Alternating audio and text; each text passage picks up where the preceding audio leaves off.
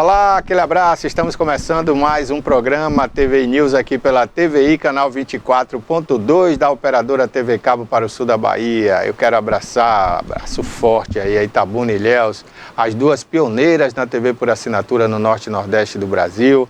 E são cidades aí que nos dão uma grande audiência. Muito obrigado a Ilhéus e Itabuna aí pela audiência no Cabo. E eu quero também lembrar que estamos nas redes sociais, viu? Já estamos quase com 13 mil pessoas aí no nosso YouTube. E você pode também se inscrever e ativar o sininho aí no YouTube, na página TVI Oficial, tá certo? Lá você assiste a gente também ao vivo e pode interagir pelo chat aí, fazendo perguntas, sugestões e tudo mais. Estamos também na tviplay.com.br, o nosso stream na internet, e o nosso aplicativo é o TVI Play Brasil, na loja de Androids. Lá você tem gratuito o Jornal à Tarde. Você não vai pagar assinatura e vai ler o Jornal à Tarde na íntegra, gratuito, aqui no nosso aplicativo e no nosso stream, tá bom? E por falar em stream, no próximo mês vamos lançar novos produtos aí. Você vai ter alguns filmes, documentários, tá certo? Exclusivos aí do stream tviplay.com.br. Hoje é quarta-feira, o programa de hoje traz aqui em destaque, vamos falar aí direito do consumidor daqui a pouquinho. Prepare sua pergunta aí, nós vamos ter um especialista aqui respondendo tudo sobre o direito do consumidor. Dr. Emerson vai estar aqui com a gente ao vivo, você pode interagir, tá bom? E vamos ter também a participação do mestre Roberto José, mestre em geopolítica, e ele vai comentar aqui também hoje sobre outra especialidade dele, que é a segurança pública, né? Ele é um atuante na segurança pública da Bahia e do Brasil e já fez inclusive um livro aí, em parceria aí, né, com a editora e outros grandes autores aí, inclusive o vice-presidente da República também, o Alckmin. E o Roberto José hoje vai falar sobre a nossa segurança pública e a situação, né, do encarceramento no Brasil e como essa situação poderia mudar para diminuir a violência. A gente vai comentar isso daqui a pouquinho no programa. E hoje é dia também do quadro PQP com a jornalista Maria Antonieta. Olá, Toné. Bom dia, Barbosa. Bom dia a todos. Qual o PQP de hoje aí, Toné? Tem dois assuntos aqui. Continua faltando água. A Rimada tem que ver isso. Aí volta lá um outdoor. Projeto mais água. Itabuna menos água. Tá faltando água em vários bairros da cidade. Sempre rompe a adutora. Eu vou falar depois com mais detalhes, explicar que até famílias tiveram que demolir casas, construir as casas em cima da adutora. Aí descobriram então o mordomo, né, que é o culpado. E tem outra coisa também, a greve lá na Santa Casa, nos hospitais. São Lucas, Manuel Novaes e Calixto Miller. Já tem 3 dias, desde segunda-feira. Isso prejudica a população. Aí a Santa Casa acusa a prefeitura que não repassa os recursos que recebe do SUS, do Ministério da Saúde, que repassa realmente para a Santa Casa. A dívida é histórica, 10 milhões. Ok, então daqui a pouquinho PQP aqui com a Maria Antonieta abordando esses temas aqui no programa de hoje. Olha, o outono já começou, viu? A nova estação começou a 0 hora e alguns minutos de hoje, né? E não vai fazer muita diferença, pelo menos por enquanto. Segundo o Serviço de Meteorologia, as temperaturas vão continuar altas, né? Principalmente no sudeste e aqui no leste do Brasil, né? Pegando aqui a Bahia, e também alguns estados do norte e centro-oeste, né? Pelo menos até a próxima semana, já que uma frente fria se apresenta hoje ainda no Rio Grande do Sul, e essa frente fria vem também com alta pressão em cima do oceano e vai trazer aquelas nuvens, né, de chuva, aquelas nuvens gigantescas, e vai provocar muita chuva no sul do Brasil e depois vem abrindo caminho aí para baixar as temperaturas até o sudeste. Isso aí até o final da semana. Essas temperaturas que hoje chegam a 36 graus no Rio de Janeiro, né, em alguns outros estados, devem cair ali para casa dos 25 a 26 graus até o final da semana.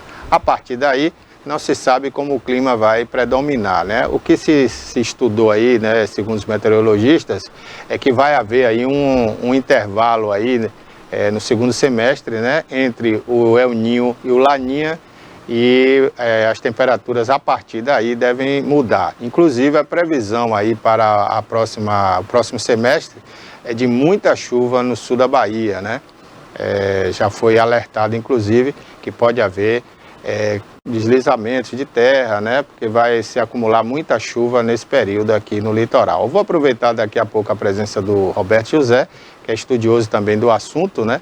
e comentar um pouquinho para a gente, já que foi ele aqui que foi o primeiro a alertar aqui, né, com a chegada do El Niño, isso ano passado. Então a gente vai aproveitar a presença dele para ver o que essas chuvas podem trazer aqui para o Nordeste, né, especialmente aqui para o leste, para a Bahia, a gente que está aqui muito próximo ao litoral, que vai ser afetado por essa quantidade de chuva que teremos aqui no segundo semestre. Então daqui a pouquinho, Roberto José aqui com a gente. E por falar de tempo, vamos à previsão para hoje. Vamos ver como é que fica o tempo em algumas das principais cidades aqui da nossa região e também a nossa capital.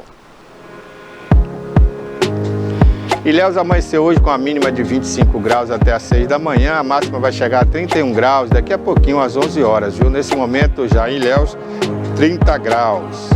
Itabuna amanheceu com 24 de mínima, a máxima vai chegar a 33 graus entre meio-dia e 3 da tarde, vai ficar bastante quente ainda hoje, hein? A mínima foi de 24, como eu falei. Nesse momento, aqui no Alto das Comunicações, no bairro de Fátima, 31 graus. Tinha uma previsão de chuva para hoje, mas muito pouca, talvez não haja essa precipitação. Guararema vai chegar a 32 graus de máxima e Itacaré a 30 graus de máxima. A chance de chuva é muito pequena. Talvez chova no domingo aqui em Itabuna, hein? E em algumas cidades da região, mas não é certeza também. Itajuípe, a mínima foi de 23, a máxima poderá chegar a 33 graus aí a partir do meio-dia e permanecer assim até as 3 da tarde. Já Ibicaraí, a mínima foi de 22, a máxima será de 32 graus. E Canavieiras, a máxima chegará a 32 graus. Possibilidade de chuva nessas cidades, aí na casa dos 24%, muito poucas possibilidades de chover hoje.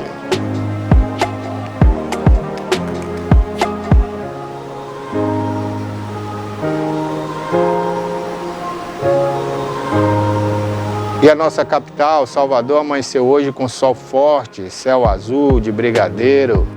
A mínima foi de 26 graus até às 6 da manhã.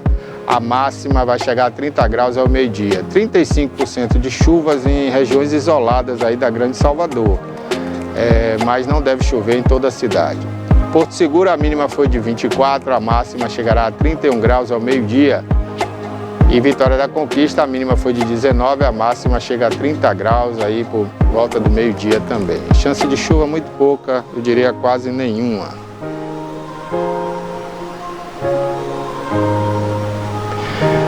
Aí está a previsão para hoje em algumas das principais cidades aqui do sul da Bahia e também a capital, Salvador. Roberto Lembrando José, que o outono começou ontem. Começou ontem. Hoje. Mas 0 hora de hoje. Começou. 0 hora e alguns minutos. E tem Itabuna ainda está 33 graus a máxima hoje. Ainda está alto. Aqui está baixo, se comparado aí com o Rio de Janeiro, 36. Né? O Espírito Santo também está alta hoje. O Roberto vai ter que explicar pra gente por que ainda tá essas temperaturas tão altas se o outono já começou. Tá começando. Dia, bom dia. Não veio aqui para falar sobre isso, né? Mas soldado do quartel, né, Roberto? Quer serviço. Primeiro que o outono, nós não temos as 4 estações bem definidas aqui na nossa região, litoral sul. O outono, caracteristicamente, historicamente, é um período em que você tem essa variação climática, essa variação de temperatura, mas que você também tem a presença mais, do ponto de vista histórico, de mais chuva para o período. Então, não é que chova mais no inverno, aquele período que chamam de inverno. O período que nós temos mais precipitação na região sul da Bahia, exatamente no outono, da forma da precipitação. No inverno você chega aqui a presença de massas de ar, que nós chamamos de MPA, massa polar atlântica, que cai a temperatura. Mas essa é a característica predominantemente do nosso outono, né? Então, essas temperaturas altas vão continuar. O El Niño, ele começa a neutralizar a partir de agora, de abril. Agora a gente já vai ter, consequentemente, a formação do Laninha em julho.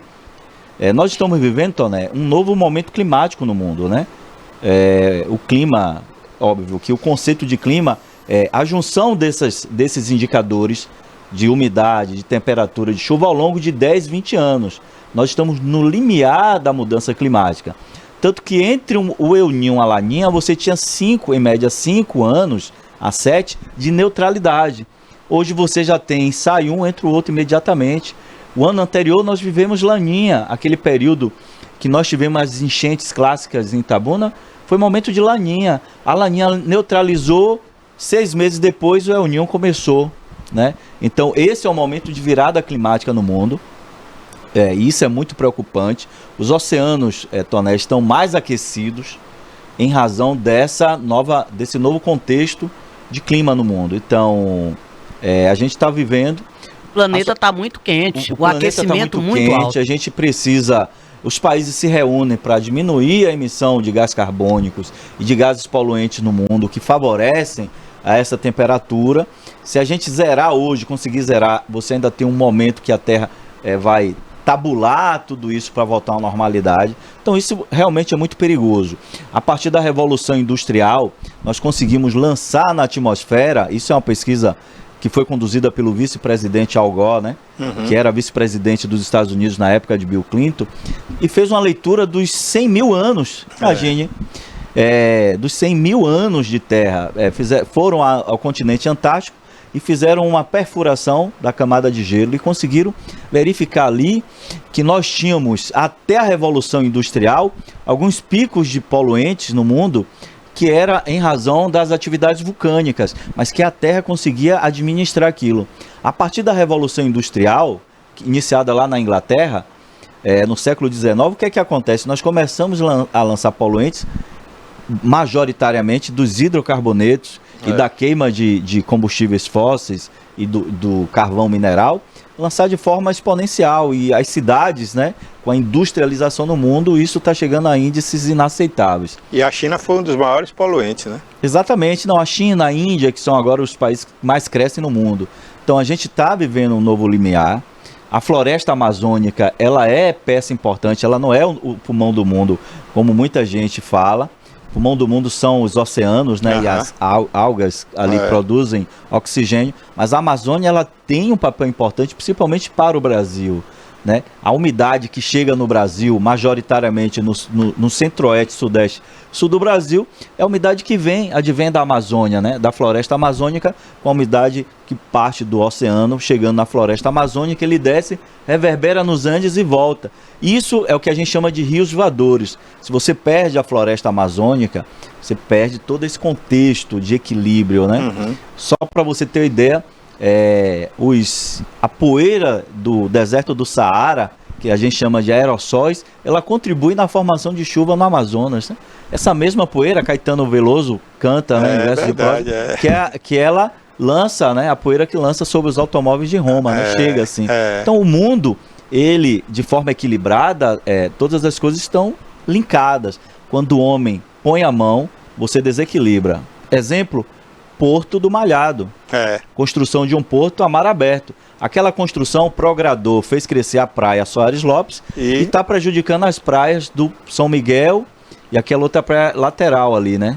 Então, e não só a praia, daqui um dia vai prejudicar a rodovia. O perfil de praia está baixando, porque o sedimento está ficando na Soares Lopes e aqueles sedimentos que tinha lá foi depositado ao longo dos anos, está sendo retirado pela força da maré, que é normal, que a gente chama de corrente longitudinal. Então, a interferência do homem vai provocando essas Roberto, novas mudanças em termos de clima. A gente mora no Brasil, né?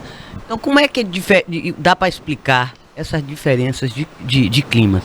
A tendência agora, segundo a meteorologia, que no Sudeste, no Sul e Sudeste, Santa Catarina, principalmente Rio Grande do Sul, a temperatura vai cair violentamente essa semana. E por que na região Nordeste não? Santa Catarina, ela está ali no sul do Brasil, né? Ela é porta de entrada, o sul do Brasil, Rio Grande do Sul, Paraná e Santa Catarina. Rio Grande do Sul, Santa Catarina e Paraná.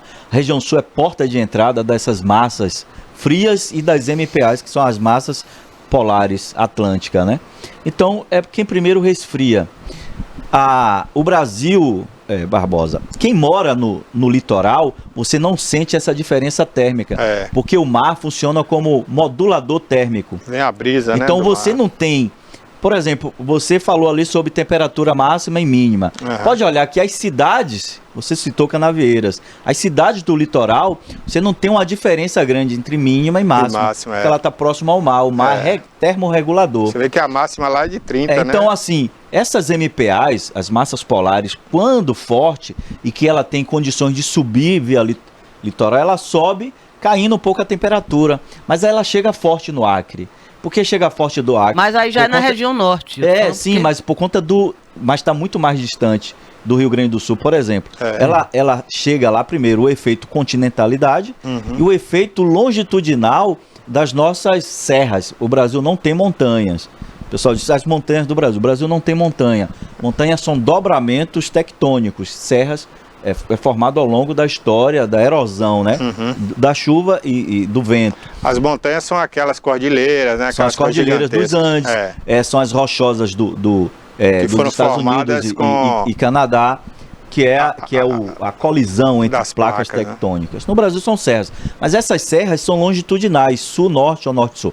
Favorece o corredor de temperatura chegando ao que eles chamam lá no norte do Brasil de friagem, né? Então essas massas, essas MPAs conseguem chegar ao norte do Brasil, mas não chega fortemente no sul da Bahia. Então jamais, e aí não se fala muito jamais em termos de mudança climática, né? A gente não vai ter nunca aqui formação de neve, por exemplo, porque para formar neve você tem todo um pré-requisito. É preciso ter umidade no ar para formar os cristais de neve e é preciso estar muito frio com a MPA chegando, por exemplo. Só que a MPA não chega, uma massa polar, ela não chega facilmente ao litoral sul aqui da Bahia, com a força, né, por conta da presença do mar que vai derrubar essa temperatura. Agora, Alberto, quando eu cheguei aqui na década de... E aí se explica, Toné, essa diferença. Eu cheguei aqui em 1979, meu pai veio morar aqui a primeira vez, eu tinha 14 anos, ia fazer 14 anos, né? E naquela época tinha a estação definida aqui, a gente tinha um inverno... Não era rigoroso, assim, com muito frio, mas também não era como hoje. Eu me lembro de temperaturas baixas, da gente ter que dormir com cobertor, né? Esse período de junho aqui, maio, junho, julho, era muito frio, até setembro. E a umidade também era muito. E eu acordava cedo para ir para a escola, né? Eu acordava às 5h30 da manhã, e eu me lembro que o carro de meu pai dormia na porta, né? E fazia aquela camada não vou dizer gelo, mas é como se fosse um orvalho? Um orvalho, né? O orvalho, o gramado, né? O ponto de orvalho. O gramado ficava todo branquinho, né? Hoje a gente não vê esse fenômeno, nem no inverno aqui, né? Então já houve aqui, talvez pela umidade que era muito grande aqui da Mata Atlântica, não sei. A umidade favorece, mas o que acontece? Nós estamos de fato, Barbosa, você está certo, no limiar da mudança climática. Só que a gente só vai definir, o clima mudou ao longo de 20 anos. Quando eu juntar todos esses indicadores de temperatura, de umidade, de precipitação, aí eu vou ter um novo clima. Mas no mundo inteiro, nós temos um novo limiar de mudança climática. Então nós precisamos estar acostumados e preparados, e a gestão pública precisa entender isso, que na verdade não entende, porque boa parte dos políticos não valorizam a ciência, né? E aqui eu não preciso dar nomes. Que é preciso preparar as cidades. Cidades como, por exemplo, Ilhéus e Salvador, que são geologicamente cidades características similares, precisam ter um plano de governo preparado a deslizamento de encostas. Em Itabuna já não acontece muito por conta da formação geológica de Itabuna. Mas Itabuna tem uma situação característica que é ter um rio passando por dentro, cortando a cidade. Cortando a cidade de oeste a leste. Então é preciso estar preparado para as enchentes. Ter um plano de monitoramento, ter um plano de contingência, porque daqui para frente, Toné, nós estaremos dentro dos modelos de extremos climáticos. Ora muito seco, ora muito calor, ora muita chuva. E o que é pior... E o pior, Roberto, é que não tem uns períodos mais longos. A gente teve enchente aí recentemente, agora de novo a gente teve problema de novo. O rio encheu outra vez. E olha que em momento de El Niño, e aí é o que a gente chama de curva fora do... Os períodos são curtos agora, né? Para ter isso, para acontecer enchente sem alagamento. Só para você ter uma ideia, no ano de 2023 nós tivemos a formação de ciclones no sul do Brasil. Foram mais de 10 formações de ciclone. Alguns entraram ao continente, outros foram para o oceano. E foi, acho que, a primeira vez que aconteceu. Então, que não é uma coisa típica do Brasil, né? Não. E para além disso, nós estamos tendo, que era coisa raríssima, formação de tornados. O que é um tornado? O tornado ele forma no continente. Então você tem uma diferença de temperatura da nuvem e da parte do chão aqui, né? Você tem uma diferença, um gradiente muito grande de temperatura, favorece uma célula de convecção. Essa célula de convecção pode formar um tornado. e de velocidade assustadora e de alto poder de destruição. Ele forma rapidamente, mas também ele dissipa embora, rapidamente, né? Mas ele tem um grande poder de destruição. Inclusive, e nós já verificamos, pode acontecer isso de hoje para amanhã lá no Rio Grande do Sul, porque a temperatura lá está em 34 graus, né? E vai vir uma frente fria, vai ter esse choque. Vai cair drasticamente. Exatamente, esse choque de temperatura favorece, baixar, que é algo raro no Brasil. Isso acontece muito nos Estados Unidos, principalmente naquela área oeste dos Estados Unidos, a formação de tornado. Os ciclones, no hemisfério sul, ele desloca no sentido anti-horário. Anti-horário no norte, horário no sul. Então, dessa forma, por conta do movimento... Corrente, né, dos da questão do continente, né, do movimento de rotação e também... de rotação também, da Terra, né? Exatamente. Então favorece que no hemisfério norte ele desloque no sentido anti-horário e aqui no sentido horário, aqui no hemisfério sul. Mas eles são formados necessariamente por uma carga de evaporação muito grande do oceano. Quem alimenta essas células ciclônicas são os oceanos. Se ele está superaquecido, a perspectiva da gente ter mais ciclones, né? E no caso do Brasil, nós chamamos de ciclones extratropicais, mas nos Estados Unidos, formado ali no Golfo do México, ou no próprio Oceano Atlântico, e direcionando ou também no Oceano Pacífico. Então, a perspectiva é de formação de células ciclônicas, e a gente vai ter um resfriamento ao longo do Pacífico ali por conta da laninha. Mas, por exemplo, na parte do Atlântico, você tem o aquecimento do Atlântico, né, que há uma perspectiva... Não ocorre um resfriamento não, Roberto? Quando baixa assim essa temperatura? No caso da costa do Pacífico, esse é um movimento natural. O Pacífico já é muito frio. Os mares lá que estão no Pacífico as águas já são muito frias. O que acontece ali no Pacífico, na costa do Peru, que influencia todo o Pacífico, inclusive a questão das chuvas ou secas aqui no Brasil. No El Niño, você tem a formação de ventos que retira a possibilidade de formação de chuvas aqui para o norte e nordeste do Brasil, no El Niño. E concentra essa chuva no sul-sudeste do Brasil.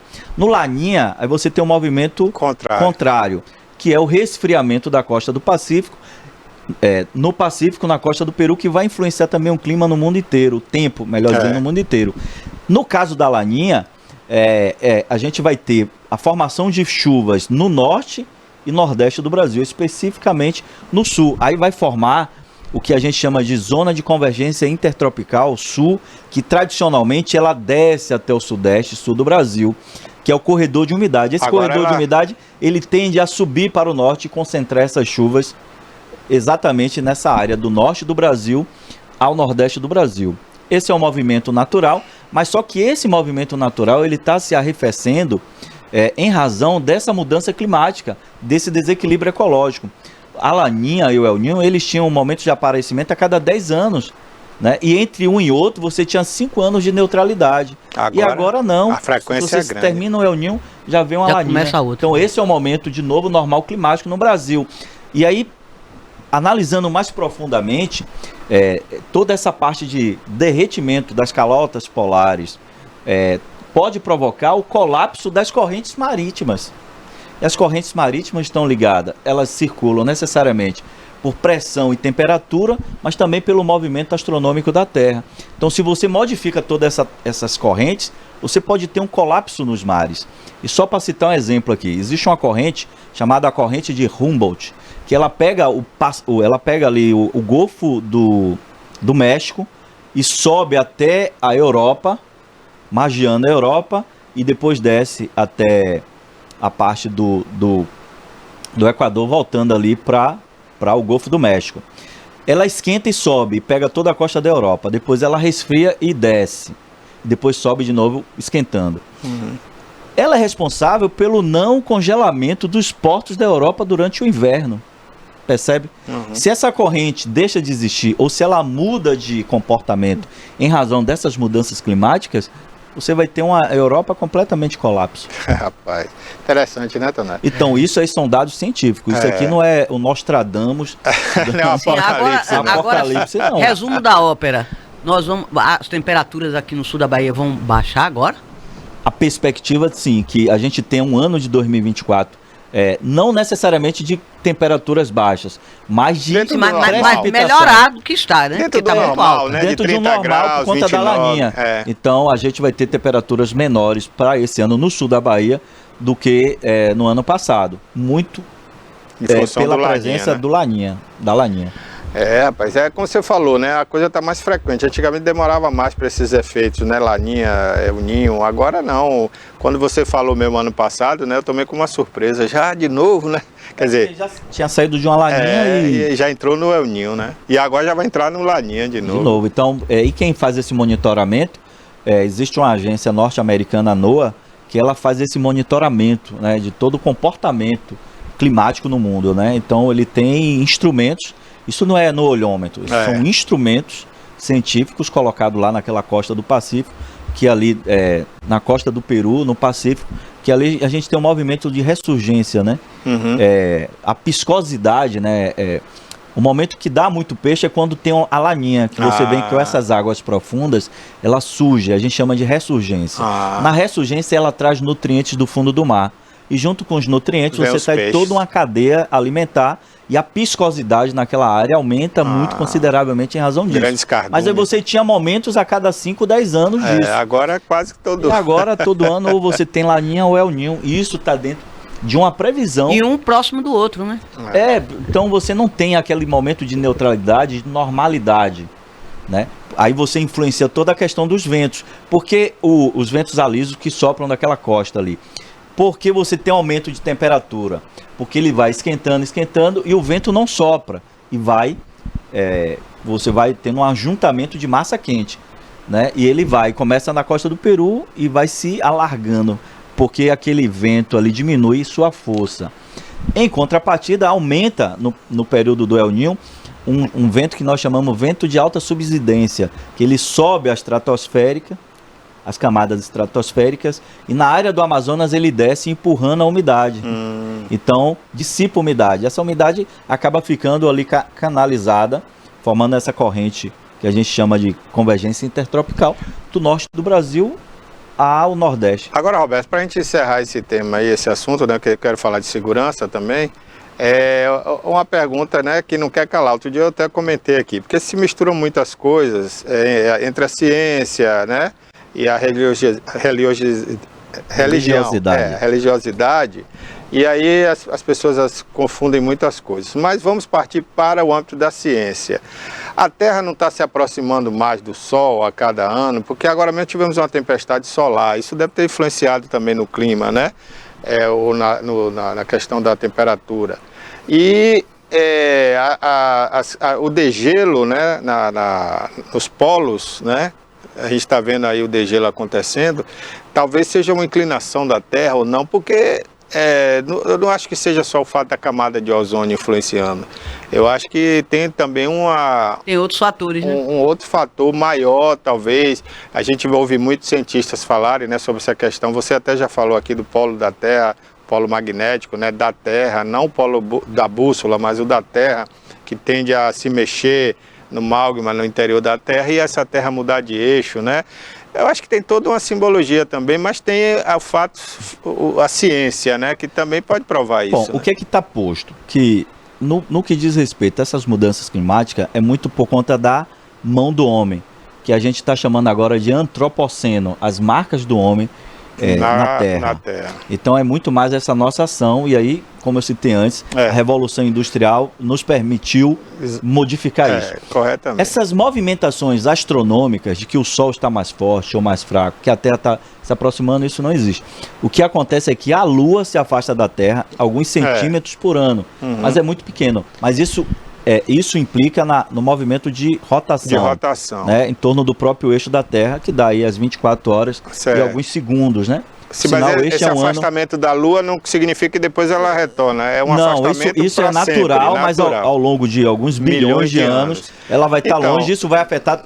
não poderia ser o caso em bilhões de anos a gente não vai estar aqui, eu acredito que nem o próprio homem, né? O homem passe. O homem Marte, segundo já foi habitada. E tem todas as características. Todas as características, né? Áreas que hoje mesmo tem uma sonda lá em Marte. O planeta vermelho, né? Áreas que foram habitadas, né? Que teve erosão da chuva, que tinha plantas e tal. Então modificou todo o cenário. Inclusive tem teorias que nós somos de Marte, né? Destruiu lá e viemos para cá. São teorias, né? Ainda não está no âmbito da ciência, mas são teorias.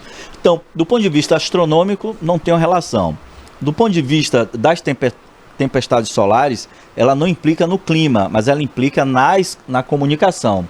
Só que a Terra, e aí como eu te falei uma vez no momento anterior, a Terra ela tem a magnetosfera, né? A sua magnetosfera, que é essa camada magnética, que protege a Terra das explosões solares, né? E essa magnetosfera, ela é visível nos polos, naquilo que a gente chama de aurora boreal ao norte ou austral ao sul. Mas a do sul não é tão vista quanto a boreal. Porque ninguém mora lá na Antártica, né? Só os pinguins, né? Mas tem a estação. E a galera que está lá nas bases, né? Então não é visível lá. É a camada magnética. Essa camada magnética, ela muda ao longo de milhares de anos. O polo da Terra. Então hoje o polo magnético da Terra é ao norte. Que a gente está no norte, no polo norte de quadrícula no mapa, é uma coisa, você tem inclinação de 30 graus. Só que no limiar, né, a gente está numa perspectiva do polo magnético mudar para o sul.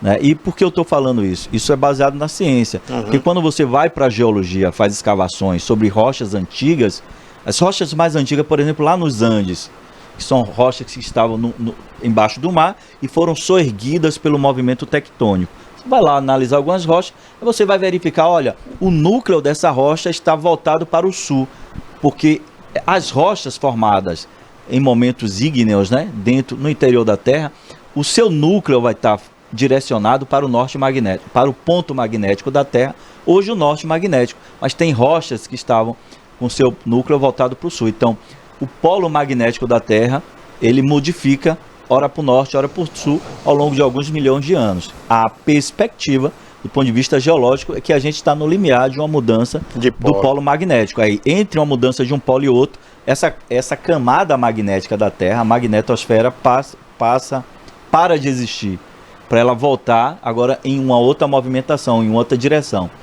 E é óbvio que numa explosão solar, né? As nossas comunicações serão afetadas consideravelmente. Então, você agora tem movimentos de fenômenos em áreas do globo terrestre que você tem pontos que não há proteção, que essa camada magnética deixa de existir. Então, são falhas, e essas falhas demonstram que ao longo de alguns milhares de anos a gente pode ter essa mudança do polo magnético agora para o sul e não para o norte. Então, você percebe que essas aves de migrações continentais, assim como as baleias, que elas migram em grandes distâncias, ele tem um direcionamento magnético ali no seu DNA, no seu cérebro, né, que direciona ali. Então, mudando esse ponto magnético de norte para o sul, há todo um desnorteamento, né? Aliás, nortear aí para o norte. Né? Vai ter um desequilíbrio, né? Barbosa, antes que isso aconteça, a gente já está no limiar das mudanças climáticas provocadas por nossas mãos, né? Então, nessas reuniões sobre o clima no mundo, as lideranças mundiais não conseguem chegar a um consenso de reduzir consideravelmente as emissões. Tem 30 anos que esse pessoal se reúne todo ano, de 4 em 4 anos, todos os grandes líderes do mundo, não chegam a lugar nenhum, aí despejam um monte de dinheiro nas ONGs, as ONGs não fazem o que tinham que fazer, né? A prova disso é a Amazônia. Mas levam muito dinheiro, né? Mas a prova disso é a Amazônia. Tem que ser economicamente favorável, né? Você vê que os Yanomamis, né, quando o Lula entrou aí, descobriu que eles estavam lá morrendo, aquela confusão toda, aí vem dinheiro do mundo inteiro para as ONGs, e agora nós, brasileiros, vamos ter que, né, repartir a economia com os Yanomami lá. Foram destinados agora 1 bilhão, né, para ver se consegue melhorar a vida daquele povo que, na verdade, o que é que eles precisam lá? É um rio limpo e puro para eles pescarem, né, tirar ali seu extrativismo, né, sem mercúrio, natural, né? Sem mercúrio, sem droga, e tirar ali os exploradores dali, né? Aí é uma questão o garimpo ilegal, segurança pública, né? Pois é, mas porque o governo... o crime organizado do narcotráfico já percebeu que ali é um grande filão econômico. Mas por que não consegue terminar com esse garimpo ilegal? Pois é, quando o Lula entrou, mandou a Polícia Federal ir para lá, queimou tratores... Eles continuam mandando no pedaço. Mas assim, as operações, antes você tinha essas operações rescindidas, né? Não, mas Lula botou lá, Polícia Federal, IBAMA, né? Botou todo mundo, inclusive prenderam. Esse é o movimento que você começa. Então, você tem que destinar que as operações voltem a acontecer e a obrigatoriedade de que esses equipamentos sejam destruídos, porque não dá para você apreender e levar para uma cidade tem que destruir. Tem que destruir. Lá não tem como transportar nada, né? Então, e o crime organizado do narcotráfico percebeu, ali essas duas grandes narcofranquias, um grande filão para explorar, que é a parte do minério, né? Da exploração de minério nessas áreas. Mas eu acho que precisa da polícia ostensiva lá, do IBAMA, da Polícia Federal, né? Aquela região toda lá para proteger essa área, né? E uma investigação forte, né? Para você pegar a parte de lavagem de dinheiro. Inteligência, Barbosa. Não, descobriram que aquela pepita de ouro... Do Valdemar, inicialmente a perspectiva era que fosse de um garimpo ilegal em terras indígenas, mas já se descobriu que aquele ouro, pela sua característica, não é do Brasil, né? Parece que vem da Colômbia. Rapaz, eu não ganho uma pepita dessa de presente, né? Só vai coisa rara uma pepita daquele tamanho, só cai na mão dos políticos. Bom, Roberto José, vamos mudar o tema agora, já que a gente falou de polícia, de ostensivo, de clima, de tudo, aí já falamos dessa parte aí. Roberto é uma enciclopédia, né, Toné? É o nosso Google aqui, local. Então agora vamos falar de segurança pública. É plural. Porque Roberto é especialista em segurança pública, a gente já mostrou o livro dele aqui, né? Um livro que ele participou, que foi composto aí por várias autoridades do assunto no Brasil inteiro. Eu citei aqui, inclusive, o Alckmin, só para não citar outros grandes aqui, porque são muitos. Ô, Roberto, vamos falar então da segurança pública no Brasil. O que é preciso realmente, na sua opinião, para melhorar essa questão da segurança pública no nosso país? Nós temos, de um lado aí, no Sudeste, a influência grande de milícias, de traficantes, agora de contraventores, né, do jogo do bicho, que já foram fortes em outro momento, agora estão voltando a matar no Rio de Janeiro. Em São Paulo nós temos aí quadrilhas especializadas no roubo de celulares, assaltos à mão armada, né, no trânsito, e esse material está indo para a África, para países onde as leis não funcionam, assim como o Brasil. Nós temos aqui no Nordeste também a criminalidade aumentando, principalmente aqui na Bahia. Parece que há uma ligação por ser mais próximo com o Rio de Janeiro. Parece que esse pessoal migra para cá. Enfim, na sua opinião, como a gente resolveu esse problema? Tivemos agora um exemplo aqui que a gente conversava há pouco, né? Em um país aqui da América do Sul, que é El Salvador, onde uma medida drástica foi tomada, né? Mas que beira a ditadura, porque não tem um devido processo legal para prender as pessoas e já tem gente falando que tem muito inocente preso, enfim. Como resolver esse problema aqui no Brasil? Você citou, é importante falar, né, sobre a questão do que está acontecendo em El Salvador, no que a gente chama de, que é o Bukele, né, que é o presidente de lá, e política de segurança pública, Barbosa, então, né, quando se fala em política de segurança pública, a polícia é só a ponta do iceberg. A gente chama no direito penal de, o direito penal é a última ratio, né, é o último momento, quando nada funciona, quando a igreja não funciona, quando a família não funciona, quando a escola não funciona, quando a geração de emprego e renda não funciona, aí a polícia vai a campo para fazer ali como uma bandagem, né? É um band-aid, mais aquela marca, né? Mas a ferida está por dentro. Então, aí citando o caso de El Salvador, Bukele, ele implementou lá uma política de segurança pública de encarceramento em massa. Só que El Salvador, ela tem uma característica, o país, né? É um país pequeno, não faz fronteira, limite com o Oceano Atlântico, ou seja, não está na rota de narcóticos vindos da América do Sul para os Estados Unidos. O que predomina lá são quadrilhas ou gangues de crimes contra o patrimônio, então tem uma característica, ela não está tão organizada quanto o crime do narcotráfico, as narcofranquias. E esse encarceramento em massa, como você falou, não se está preservando o Estado Democrático de Direito, a questão da defesa, do amplo direito de defesa, e aí beira questões relacionadas à ditadura. Isso, ao longo do tempo, ele não é sustentável, esse encarceramento em massa. É óbvio que ele conseguiu reduzir, Barbosa, o número de índices de violência. Mas o que é que causa essa violência? Isso não está sendo respondido. Você tem o índice de desenvolvimento humano muito baixo em El Salvador, a escolaridade, né, a questão de educação muito baixo, saneamento básico, geração de emprego e renda. Então, o que favorece a criminalidade não está sendo atacado, mas apenas o crime em si, que é apenas aquela pontinha do iceberg. E aí, sabendo disso, a gente traz a experiência brasileira. Não se resolve questões de criminalidade, questões da segurança pública apenas com polícia. É preciso, Toné, que sente à mesa a polícia, é preciso que sente à mesa o pessoal da agricultura, é preciso que sente à mesa essencialmente a educação, e aqui por experiência própria, né, de pesquisas que eu já fiz na área, a educação, ela é o principal vetor de desenvolvimento de qualquer nação. A prevenção primária à violência, ela é muito mais efetiva. E citei dados aqui de 2019, porque eu tinha debruçado sobre isso. Qual era o custo de ter uma criança no sistema público municipal de ensino em Itabuna, que era cerca de R$500, e quanto preso na colônia penal de Itabuna, que custava R$3.000, né? 6 vezes mais. E aí, em dados sobre reincidência criminal, o sujeito que entra no sistema prisional, ele volta a reincidir em cerca de 70%.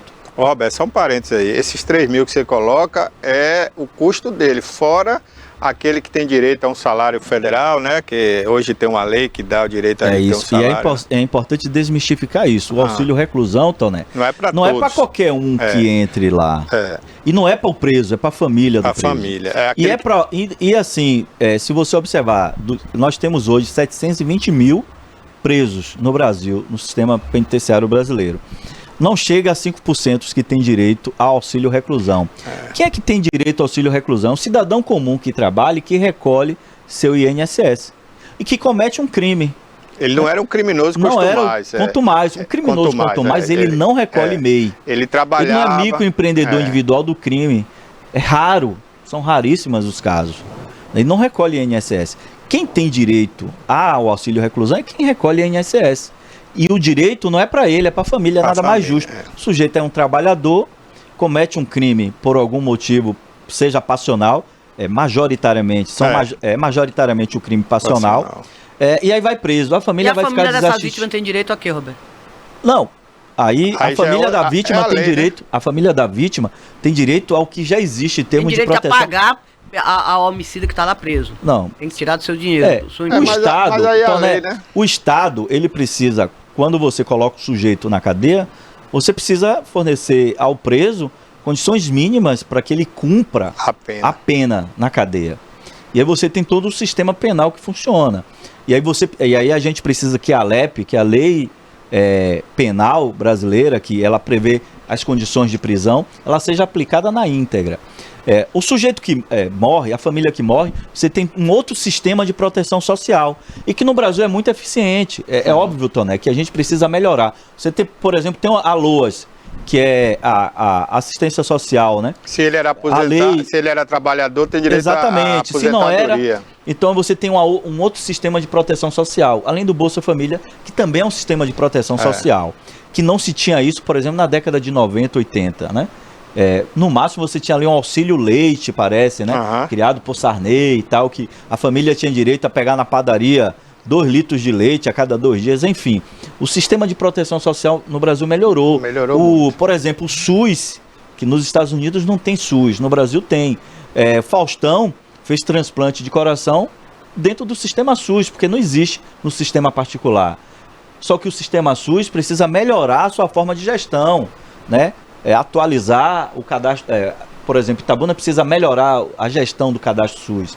Há informações que a gente tem em Itabuna mais de 500 mil cartões de cadastro SUS em Itabuna, quando na verdade a cidade tem 200 mil habitantes. Então é preciso melhorar a gestão, tornar a gestão mais eficiente. Mas assim, o Brasil tem um sistema de proteção muito bom, é preciso melhorar. O sistema penal, e aí como eu estava falando, é preciso sentar, Toné, à mesa o sujeito da segurança pública, que é a polícia precisa atuar de forma eficiente, né, que a gente chama de repressão qualificada, embora eu seja crítico desse modelo que está aí, dual e anacrônico, que é tema do livro lá que a gente participou por uma segurança pública democrática, cidadã e antirracista. Geraldo Alckmin, inclusive, escreveu sobre a importância de se ter um Ministério de Segurança Pública. Foi voto vencido, né, na formação do governo. Então, assim, a gente precisa mudar o modelo. Esse modelo não ajuda, mas é o que a gente tem por enquanto. Mas segurança pública, Toné, não é só polícia. Porque o projeto... Não é só viatura. Não é só viatura, não é blindado sobrevoando com fuzil. Delegacias, não é esse modelo do tiro, né, e do confronto. É preciso investir em inteligência policial, investigação, que é como obra de saneamento básico, ninguém vê, mas funciona. Então, por que o modelo de Cabral, Sérgio Cabral, no Rio de Janeiro não deu certo das UPPs? Porque era só polícia. Então a polícia que vai para o confronto do tiro é a mesma que vai fazer a parte social com judô e que já tem a desconfiança da polícia e que já da sociedade, que já é sobrecarregado por uma coisa anacrônica, né? E quando chega na fase do confronto, do tiro, é porque não se resolveu antes, né? Então, quer dizer, é porque não investigou. Porque o fuzil chega nas comunidades no Rio de Janeiro. Porque alguém falhou lá na fronteira, faltou inteligência policial. Aí é um ponto que eu queria falar. Porque os bandidos estão mais armados, o crime organizado estão mais armados, muito mais, bem mais do que o sistema, do que a polícia. Então é fácil para eles, que não pagam imposto, eles conseguem lá rapidinho pela fronteira. Eles compram as armas e as armas entram no país. Não sei de que forma, mas entra mesmo direto. Então, para o sistema policial brasileiro conseguir tipo de armas sofisticadas, tem que ter um processo, você sabe melhor do que eu, é demorado. Daqui que chega, que resolve para comprar arma, comprar não sei quantas armas que funcionem, demora o processo.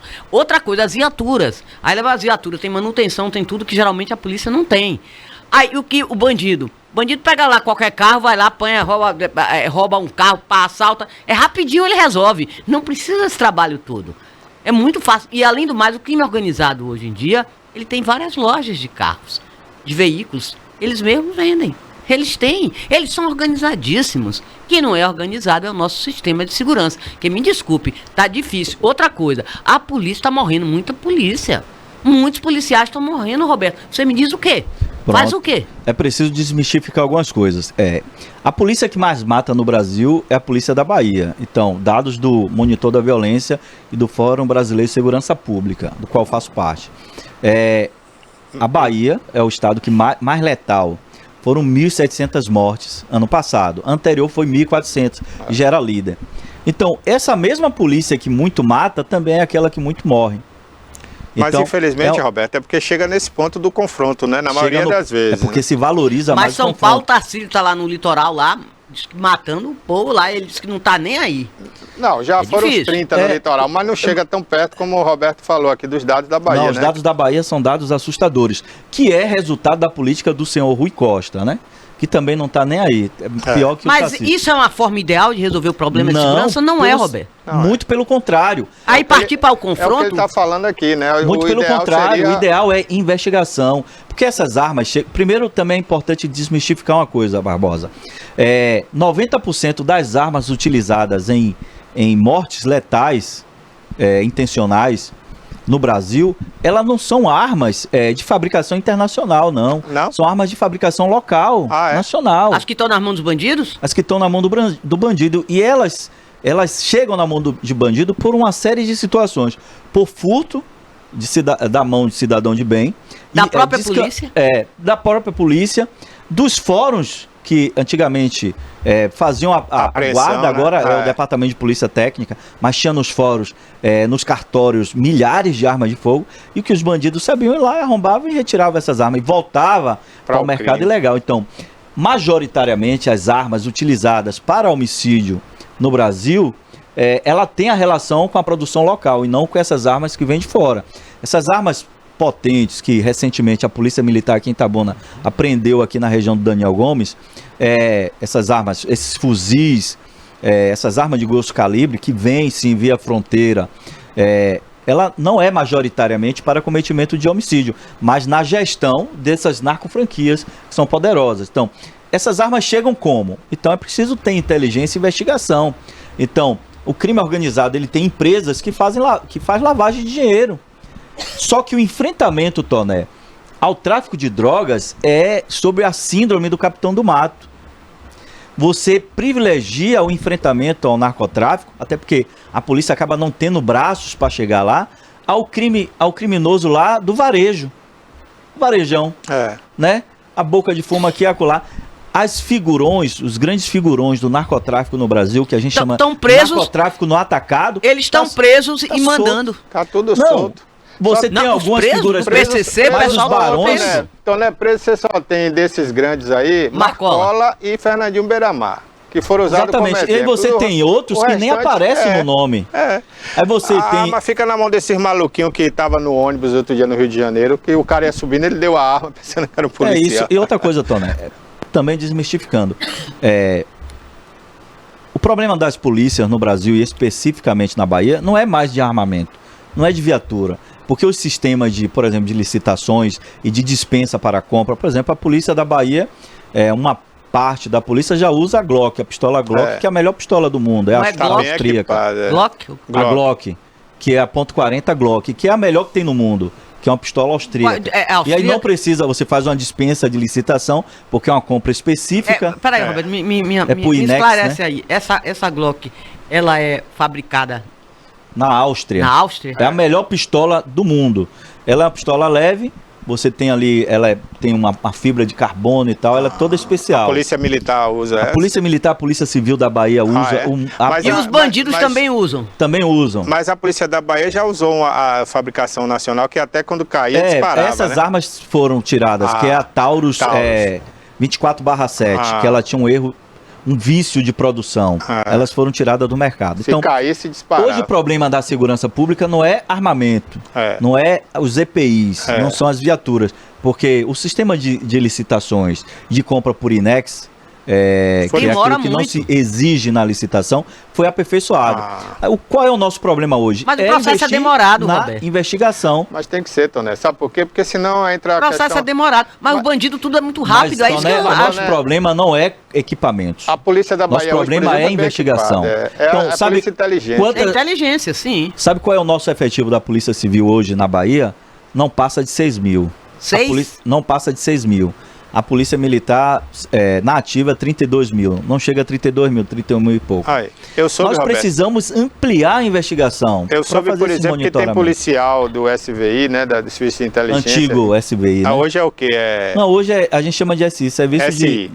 O SI da Polícia Civil da Bahia, eles utilizam de aplicativos deles próprios, porque o Estado não fornece esses aplicativos de inteligência para ele monitorar elementos, essa coisa toda, não é isso, Roberto? Qual é a diferença da gestão de Rui Costa para a gestão de Jerônimo? Já mudou. Porque, por exemplo, o laboratório de lavagem de dinheiro antes ficava ancorado na gestão do Dr. Rui Costa, com lá o Maurição, que está sendo investigado por uma série de crimes. O Maurício Barbosa. Maurição, né? O bonitão lá. Veio do Rio de Janeiro. Lá do Rio de Janeiro e tal. O laboratório de lavagem de dinheiro ficava lá do lado dele. Do lado dele, ele em um monte de monitoramentos ilegais, segundo informações que está aí publicizado na mídia. E era majoritariamente gestado, o gerenciamento do laboratório de inteligência policial e investigação era feito por militares. Como o Derite está fazendo hoje em São Paulo, né? O Derite é um capitão e é um deputado. É o secretário de segurança. O relator hoje, ele pediu licença. O relator da PL sobre a questão da saidinha, né? Ele foi. Então, assim, o Maurição botou do lado dele, um flagrantemente constitucional, porque a polícia militar ela não faz investigação. Ela só investiga crime militar. Aí o que é que aconteceu? O Sindicato dos Policiais Civis, Sindipoc, na figura de Eustácio Lopes, junto com a ADPEB, que é a Associação dos Delegados, entraram com a representação e a Justiça determinou que esse laboratório voltasse para a Polícia Civil, fosse para a Polícia Civil, na verdade. Que esse laboratório ficava com a militar. Ficava com a Polícia Militar, não pode. Então, no governo Jerônimo está mudando, já está com a Polícia Civil. Outra coisa, a Polícia Civil criou núcleos de inteligência, de monitoramento, para os 4 cantos do estado da Bahia, que é muito grande. E tem hoje alguns equipamentos tecnológicos de inteligência e monitoramento está chegando. Mas isso hoje está com a militar, né? Hã? Hoje está com a polícia. Hoje já está com a polícia civil. O monitoramento das ruas? A polícia militar, você tem que a gente chama de serviço de inteligência, que o serviço de inteligência não pode investigar. É monitoramento dentro do limite da legalidade. Mas é preciso mais investimento na parte de investigação e inteligência. Como é que essa droga chega às capitais? Como é que esse armamento pesado, Toné, passa via fronteira do Paraguai ou vem via fronteira do norte do Brasil? Ô, Roberto, eles agora inventaram no casco do navio toneladas de cocaína. Tem mergulhadores. Tem um submarino. Crime organizado. Gente, que loucura. Tem um filme aí. Aparece coisa de ficção, Barbosa. Tem um filme aí, viu? Submarino.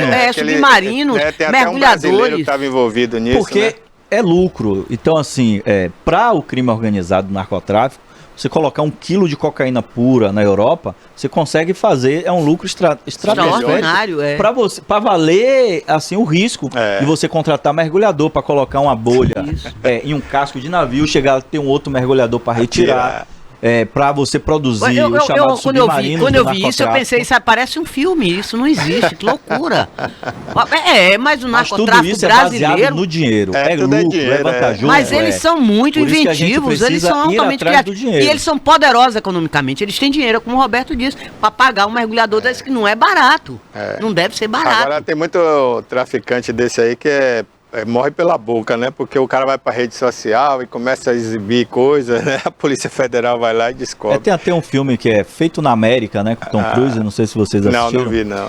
Esse filme Feito na América, ele é piloto de avião, é esse? Piloto de avião, já vi várias vezes. Aquela lógica de, por exemplo... Ele não tinha mais onde colocar dinheiro, ele botava no armário, cavava no quintal, era um loucura quando ele abria, caía tudo. E no período que a América, né? A chamada América para os americanos, né?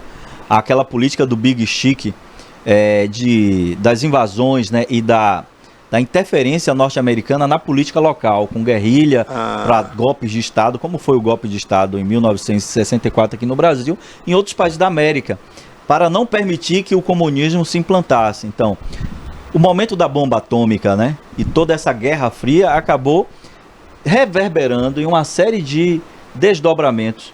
E aí, o narcotráfico... Olha que a questão histórica, nada está isolado, né? Todas as coisas estão linkadas, né? Na visão sistêmica de fenômeno. O narcotráfico, a cocaína chega firmemente nos Estados Unidos, que é esse grande mercado consumidor, em razão muito disso, né? Os Estados Unidos e a CIA mandavam equipamentos militares para esses países, fomentando tomada de poder. A Nicarágua, não era? Exatamente, naquela área da América Central, mas América do Sul sofreu fortemente também isso. O Chile, a Argentina, o Chile com Pinochet, a Argentina com Stroessner e o Brasil com os militares. Foram golpes militares orquestrados na Casa Branca com medo do comunismo chegar na sua porta, né? E, em contrapartida, você tem a entrada da cocaína e do narcotráfico da cocaína começa a se organizar e se fomentar muito em razão desses momentos, dessas trocas de equipamentos e dessa droga que chegava nos Estados Unidos e começou a rodar muito dinheiro nisso, né? Roberto, infelizmente o tempo hoje está curto, né? Mas vamos marcar aí a próxima semana para a gente falar mais. Segurança pública, principalmente, que a gente tem que falar ainda sobre saidinha, que eu ainda quero falar sobre isso. Tem outros temas para falar, inclusive sobre a questão do monitoramento, que hoje não vai dar o tempo, né? Mas na próxima semana eu gostaria que você viesse. Pronto, aqui preferencialmente presencial, né? No link. Fica melhor. Né? E tem outra coisa também, essas câmeras nos uniformes policiais. A gente tem que falar sobre isso. Quer saber se essa é prioridade isso. E eu estou fazendo parte de um grupo de pesquisa lá, acompanhando, né? Esse grupo de pesquisa no fórum. Tem muito assunto, então, ouvindo inclusive os policiais sobre isso. Vamos deixar marcado aqui para quarta-feira? Pode, tá. Pronto, então tá marcado. Bom, obrigado, Roberto, mais uma vez por ilustrar nosso programa. Tenho certeza que você, telespectador, gostou muito. Eu nem olhei no chat aqui se tinha pergunta, né? Mas eu acredito que... O grande problema hoje no Brasil não é nem educação nem saúde, gente, é segurança pública. Volto a repetir, é segurança pública. Em primeiro lugar, porque tá feio. Tá muito ruim. Sem segurança pública você não faz nada, né? Não vai à igreja, não vai à escola, né? Nada, nada funciona. Né? Nada transporte funciona. Não funciona transporte, não funciona nada. Muito ruim. Ok. Então, obrigado, Roberto, e até a próxima semana, né? Até quarta. Vamos agora a quê, Rafa? Você falou aí, não entendi. Ah, tem um VT aí pra gente rodar. Daqui a pouquinho tem a participação do Emerson aqui, ele já está aguardando aí, né? Daqui a pouquinho ele vai participar com a gente. E agora a gente vai conferir aqui uma matéria, né? Deixa eu ver aqui. Por falar nisso, falar em matéria, ontem a gente mostrava aqui a missa de São José. Roberto estava lá na missa ontem, a gente mostrou ao vivo aqui, Roberto. E à tarde teve a procissão de São José aí pelas principais avenidas da cidade, né, Toné? Como esse ano cheio de gente. Como todo ano político, né? Foi muito concorrido aí, o prefeito Augusto Castro estava lá, os candidatos todos, né, os candidatos a vereadores. Mas o outro candidato não estava não, Fabrício não estava não. Pancadinha não teve não? Não estava lá. Fabrício não, Fabrício. É Fabrício Pancadinha, né? Ok, mas a gente vai falar daqui a pouquinho de política. Olha, gente, como a gente adiantava ontem aqui, a BYD, né, já começou aí a ampliação da fábrica de Camaçari, a antiga Ford, e ontem o INEMA deu o parecer final, liberando aquela área para eles construírem, e a direção da BYD anunciou aí um investimento de mais de 5,5 bilhões de reais de investimento aqui na Bahia. Vamos conferir. O governador Jerônimo Rodrigues e representantes da BYD realizaram uma visita técnica ao Complexo Industrial Automobilístico de Camaçari, na região metropolitana de Salvador. Na ocasião, foram inspecionados os diversos espaços do empreendimento, que irá abrigar 3 unidades fabris da montadora chinesa. Hoje a BYD anuncia 5,5 bilhões de reais nessa parte inicial da planta. Estamos falando de saída de 3 bi para 5 bilhões e meio. Portanto, quase o dobro do valor de investimentos. Reafirmados aqui os 10 mil empregos que serão gerados e ainda a alegria nossa da oportunidade de empregos é a garantia de que nós haveremos de ver carros circulando na Bahia, no Brasil e no mundo, com a marca de Feito na Bahia. A adequação da planta deve ser concluída até o final deste ano. Serão produzidos veículos de passeio elétricos e híbridos, ônibus e caminhões elétricos. No projeto também estão previstos uma indústria para o processamento de lítio e ferro-fosfato e um centro de pesquisa para desenvolver um carro híbrido que também utilize eletricidade e etanol aqui na Bahia. Eu desejo que em poucos meses a gente consiga cumprir essa fase inicial, que é da montagem dos carros aqui inicialmente, podendo ser aqui no último trimestre de 2024, para que a gente possa iniciar de fato a produção integral já em meados de 2025, cuja implementação de toda a fábrica levará 2 anos. A Bahia ganhou muito com isso, porque depois da saída da Ford, gente, nós ficamos, a Bahia, né, deixou de gerar aí pelo menos 5 mil empregos diretos, né? Então a saída da Ford foi um baque muito grande na nossa economia. E aí a chegada aí da BYD, né, que foi captada aí pelo governador Jerônimo e o ex-governador Rui Costa, junto aos chineses, foi uma coisa muito boa para a Bahia e para o Brasil, né? A BYD, gente, hoje a maior fabricante de carros elétricos do mundo. Ela é quem fabrica as melhores baterias, né, para os carros elétricos de outras marcas e hoje, sem dúvida alguma, a maior fabricante desses automóveis no mundo. E nada melhor do que uma empresa como essa, que é uma empresa de futuro, né? Enquanto a combustão está em decadência, a Ford está aí para fechar as portas, a Chevrolet, né, que são empresas americanas, a BYD está em pleno crescimento. Então é uma empresa que no mínimo aí vai durar 50 anos aí e não tem perspectiva de sair tão cedo da Bahia. Então, né, vai durar aí pelo menos uns 50 anos enquanto essa energia for alternativa. E fabrica hoje os melhores carros, né? Então, felizmente, aí foi uma boa aquisição para o governo da Bahia e para a população baiana e do Brasil, né? Porque o Brasil passa a ter uma empresa como essa qualificada na fabricação desses carros. Nós tivemos aí experiências negativas em mundo afora, né? Com carros elétricos pegando fogo e tudo mais, né? Baterias vencendo com 5 anos, né? Então essa empresa agora dá garantia de 6 anos na bateria, é uma das grandes empresas. É pena que não anunciou ainda aqui com a gente, né? Mas eu já estou fazendo a propaganda de graça aqui da BYD. Bom, Vamos agora falar de direito do consumidor, Toné, né? Semana passada a gente não pôde falar porque o Emerson estava em outra cidade, né? Onde a internet não estava funcionando bem. E hoje a gente convidou o Emerson aí de novo, ele está em Camaquã hoje, mas a internet lá está boa. E o Emerson vai falar, né, direto de um dos seus escritórios, né? Que fica aí em Camaquã, para falar com o nosso telespectador sobre muitas dúvidas que nós temos aí para tirar. Tem perguntas de telespectadores e a gente vai conversar com ele. Bom dia, Emerson. Obrigado mais uma vez, amigo, por participar aqui de nosso programa.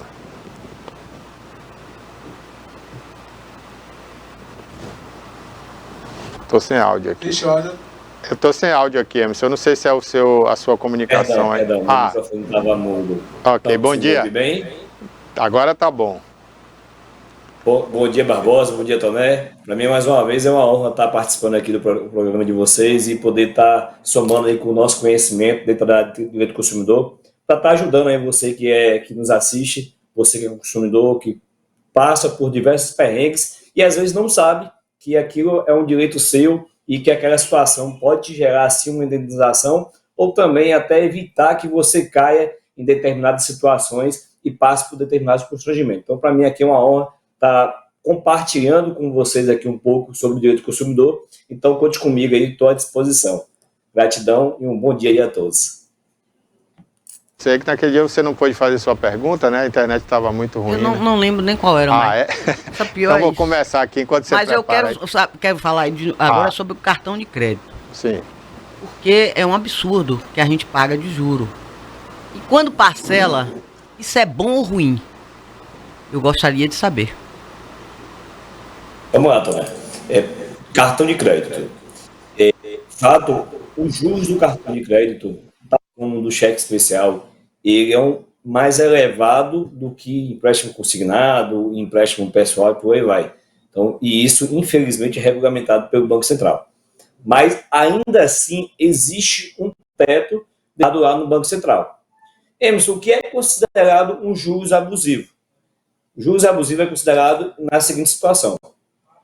O Banco Central ele estipula um teto, todo mês, refere juros de cartão de crédito.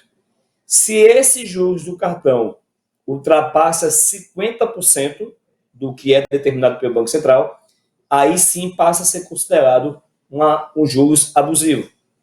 A dica que eu sempre dou jamais parcele cartão de crédito. Às vezes é mais vantagem você pegar um empréstimo e pagar o cartão do que você ficar fazendo o crédito rotativo. Por quê? Porque o cartão de crédito ele é juros composto, ou seja, é juros sobre juros. Então, em razão disso, ele é muito maior do que qualquer outro tipo de empréstimo.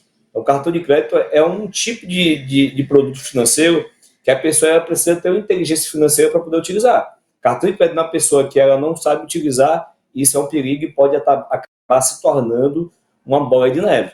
Então, se os juros ultrapassar 50% do teto do Banco Central, o juros é abusivo. Se não, não é abusivo. Mas já ressalto que ele, por si só, ele já é bastante elevado. É a taxa mais alta do mercado. Existe, inclusive, então, um projeto de lei que ainda não foi votado no Congresso Nacional, que vai passar a estipular um teto para o juros do cartão. Que esse teto é o seguinte, a dívida ela não pode mais do que dobrar. Então, vai passar a ser 100% ao ano.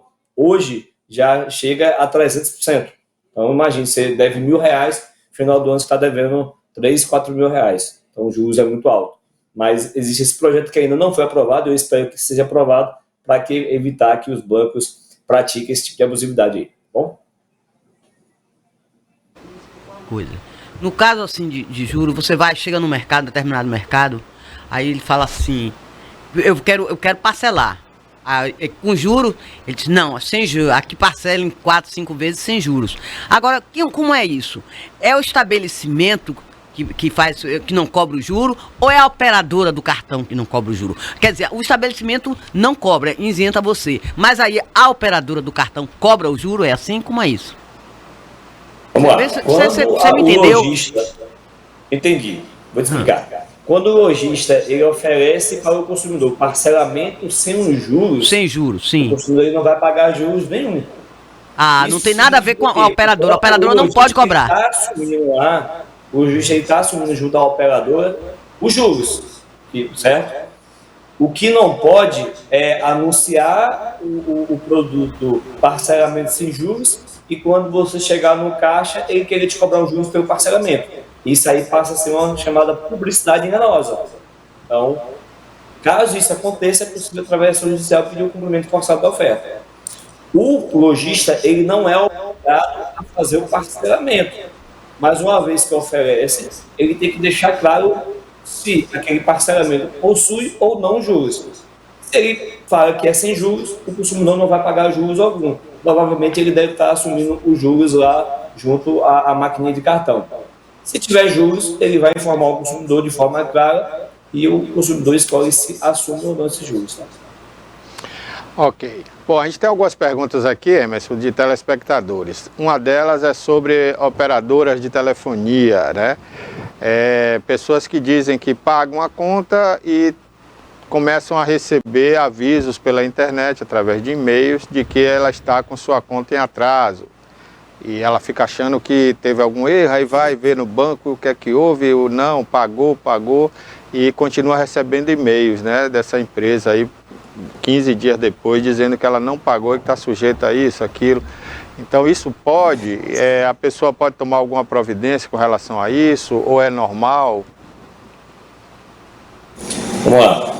Nesse caso aí, ele pagou a fatura da telefonia e continua recebendo cobrança, isso traz uma cobrança indevida. Observe só, existe a cobrança indevida e existe a negativação indevida. Ambos são coisas diferentes. A cobrança devida é quando a empresa está te cobrando por algo que você já pagou ou por algo que você não deve. A negativação indevida é quando a empresa te cobra por algo que você não deve ou porque você já pagou e ainda assim ela vai e escreve o seu nome lá no SPC Serasa. Se só existe apenas a cobrança indevida, ou seja, pagou, mas está te cobrando, eu recomendo que você faça uma reclamação junto à telefonia e anote o protocolo, jamais esqueça de anotar o protocolo. Se aquela empresa continuar a te cobrar, você pode fazer uma reclamação junto à ANAC, que é a agência que regulamenta a Anatel, a Anatel, que é a agência que regulamenta a telefonia aqui no Brasil, e também vai anotar o protocolo.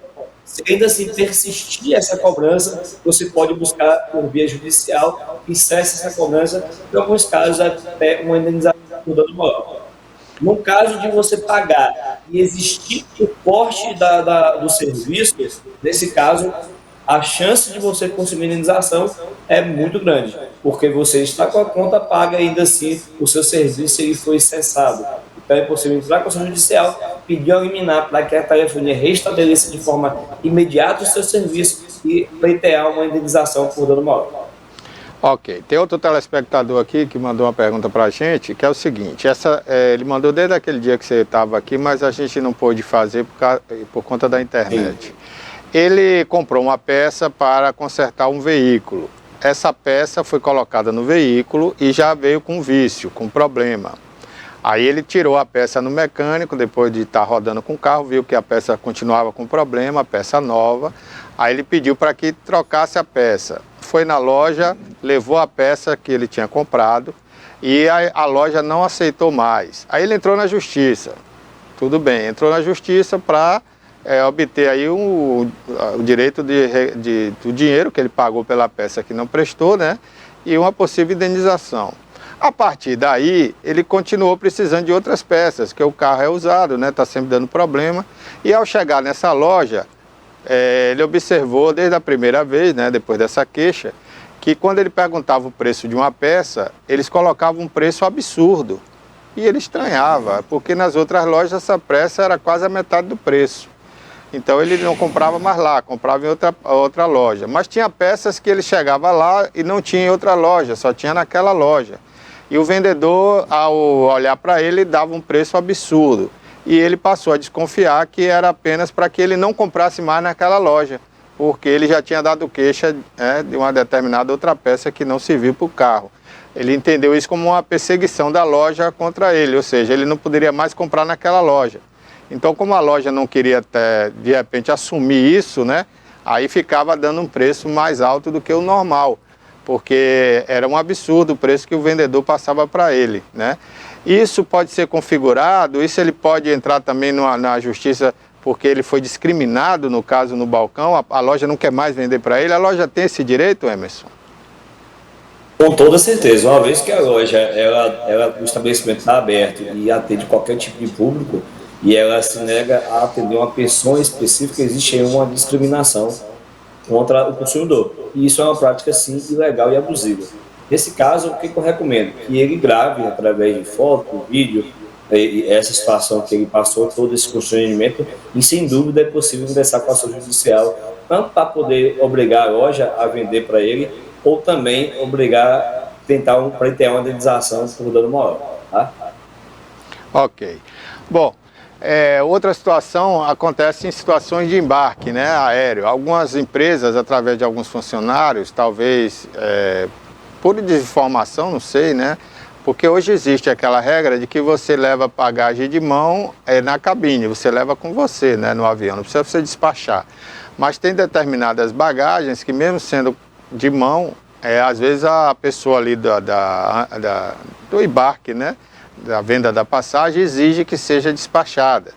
E aí fica ameaçando a pessoa, se não despachar, não viaja e tal, gera aquela confusão. O que é que o passageiro deve fazer nesse momento? Porque às vezes ele vai ser impedido de embarcar, né? Mesmo com a passagem comprada e tudo mais. O que é que ele deve fazer num momento como esse? Às vezes é pelo tamanho ou pelo peso, né? E se tratando de bagagem, a ANAC, que é a agência que regulamenta a aviação civil aqui no Brasil, ela dispõe o tamanho da bagagem e os quilos. E para despachar é até 10 quilos e tem um tamanho específico, salvo engano, é 45 centímetros, não me lembro de cabeça. Se a sua bagagem está dentro do tamanho e está dentro desse peso, você tem o direito a levar ela de forma gratuita contigo dentro da cabine, além de uma mochila, de uma bolsa, tá? Você pode levar tanto a bagagem como uma bolsa de mão. Isso você não é obrigado a pagar para despachar. Entretanto, acontece a seguinte situação: você vai pegar um voo para São Paulo, saindo aqui de Ilhéus, eu falo, e várias vezes eu cheguei lá, o voo estava cheio. E aí, quando o voo está muito cheio, já não cabe mais bagagem dentro do avião. E eles pedem para despachar. Eles pedindo para despachar e for de forma gratuita, não tem problema algum, você pode despachar de forma gratuita, até porque você está na bagagem, não o que você quer, mas simplesmente pelo fato de não caber a bagagem dentro da cabine. Então, nesse caso, você precisa despachar de forma gratuita. Entretanto, eu já enfrentei a seguinte situação: de você chegar no aeroporto e ele dizer que pelo fato da bagagem não caber lá, eles inventam que a sua bagagem está pesada ou está acima do peso e te obriga a despachar. E quando eles te obrigam a despachar, eles querem cobrar o valor pelo despacho da bagagem. Caso você esteja, a sua bagagem está no peso certo, está no tamanho correto, e ainda assim eles te cobram por esse despacho de bagagem, essa cobrança é abusiva. Então, o que eu recomendo? Pegar a comprovação do valor que você pagou. Eu recomendo que você pague, até porque se você não pagar, eles não vão deixar você embarcar. Então você paga o seu bolso, pega a comprovação de quanto você pagou, tira foto, grava vídeo da situação ali que aconteceu. Isso vai servir como prova para você ingressar com a ação judicial e pedir a repetição do indébito. O que é a repetição do indébito? O valor que você pagou, por ele ser abusivo, você tem o direito a receber ele em dobro. Então, se você pagou lá R$100, a companhia vai ter que indenizar em R$200, além de pleitear a indenização por dano moral frente a essa situação. Tá? Então, a dica é: antes de viajar, confira o peso da bagagem, confira o tamanho para ver se está dentro do que a ANAC recomenda, tá bom? Ok, tem uma pergunta aqui também de um motorista de aplicativo aqui de Itabuna. Ele pergunta, ele já disse o seguinte, que teve inúmeros prejuízos rodando com um carro alugado, porque esse aluguel dele é através de um terceiro, não é de uma empresa, né? E todo dano que acontece no carro ele tem que pagar. Não é simplesmente chegar na locadora e trocar o carro, ele tem que pagar a peça. Isso é um contrato que ele fez e ele está de acordo com isso. Só que as ruas de Itabuna, ele alega aqui que estão todas esburacadas. E essas peças têm quebrado com muita recorrência, com muita frequência, né? E ele está tendo muito prejuízo, porque o dinheiro que ele ganha do aplicativo é pouco e o preço da peça e do conserto se torna alto. Ele quer saber se ele pode entrar com ação contra o município para ser ressarcido desses danos que ele tem no dia a dia da vida dele, do trabalho dele. Vamos lá. Pode, Barbosa. Só que assim, É um tipo de ação que ela se torna um pouco mais complexa. Por qual situação? Simples. Porque nesse tipo de situação, provavelmente o juiz ele vai pedir, vai ter a necessidade de uma perícia, né? Porque tanto o advogado como o juiz, ele não vai saber identificar se aquela peça, o defeito foi por conta do desgaste natural do carro mesmo, se foi por mau uso, ou se de fato foi em decorrência da buracada, de alguma coisa causada por incompetência do município mesmo. Então, vai ter necessidade de perícia. Se comprovar se foi mau uso ou se foi desgaste natural do carro, nesse caso, a prefeitura não tem responsabilidade alguma. Entretanto, se restar comprovado que a prefeitura, por conta daquele buraco, desgastou ou quebrou aquela peça, é possível sim pedir a reparação frente ao município e, em alguns casos, até a indenização. Mas, em ações contra o município, já é um pouco mais complicado conseguir indenização, porque o juiz sempre vai analisar o direito coletivo acima do privado. Então, a depender da situação, o direito coletivo ele sempre vai estar acima do direito individual, tá certo? Então, a questão que eu tenho aí em relação a essa situação de buraco em rua é a necessidade de perícia.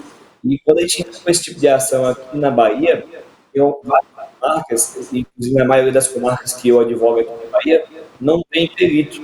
Então é um processo que vai demorar uns anos para marcar a perícia. Quando eu marcar a perícia, o buraco já não existe mais e o carro já foi vendido. E aí o processo já se perdeu, infelizmente. Então, a dor de cabeça que a gente tem é a necessidade de perícia. No direito, na lei, é tudo muito bonito, mas é aquele negócio, às vezes na teoria, na prática a teoria é outra, digamos assim. Então, no direito, ele tem esse direito, mas na prática, a chance de conseguir resolver aquela situação é um pouco mais comum. Eu, particularmente aqui no meu escritório, esse tipo de ação eu nem pego, porque eu já sei que a perícia vai demorar de marcar, e o cliente ele fica no escritório, às vezes, todo mês, toda semana, perguntando o processo dele, e o processo demora não por culpa do advogado, mas sim por culpa do judiciário, que não tem o efetivo necessário para poder dar andamento naquele tipo de processo. Ok. Tem pergunta aí, Toné?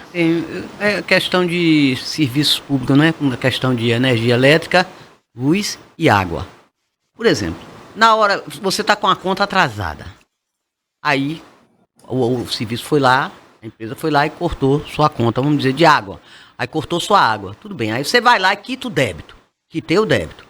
Agora, eu não tenho que ter, a empresa não tem que dar um prazo para religar sua água? Ou é aleatório? A partir do momento que você paga, cada empresa que tem a sua coisa própria lá, de dizer, não, tem um período X, em 5 horas, em 6 horas eu vou religar. E você fica ligando horas, 6, 10, às vezes até 12 horas, e eles não religam. Então, qual é o meu direito? Eu posso contestar isso, eu posso dizer como é, eles não deixam registrado o período que eles vão religar sua água. Então, qual é o direito que eu tenho como consumidora para religar meu sistema? E se tratando de água e energia elétrica, ambos são serviços essenciais para a sobrevivência do ser humano, né? Principalmente a energia.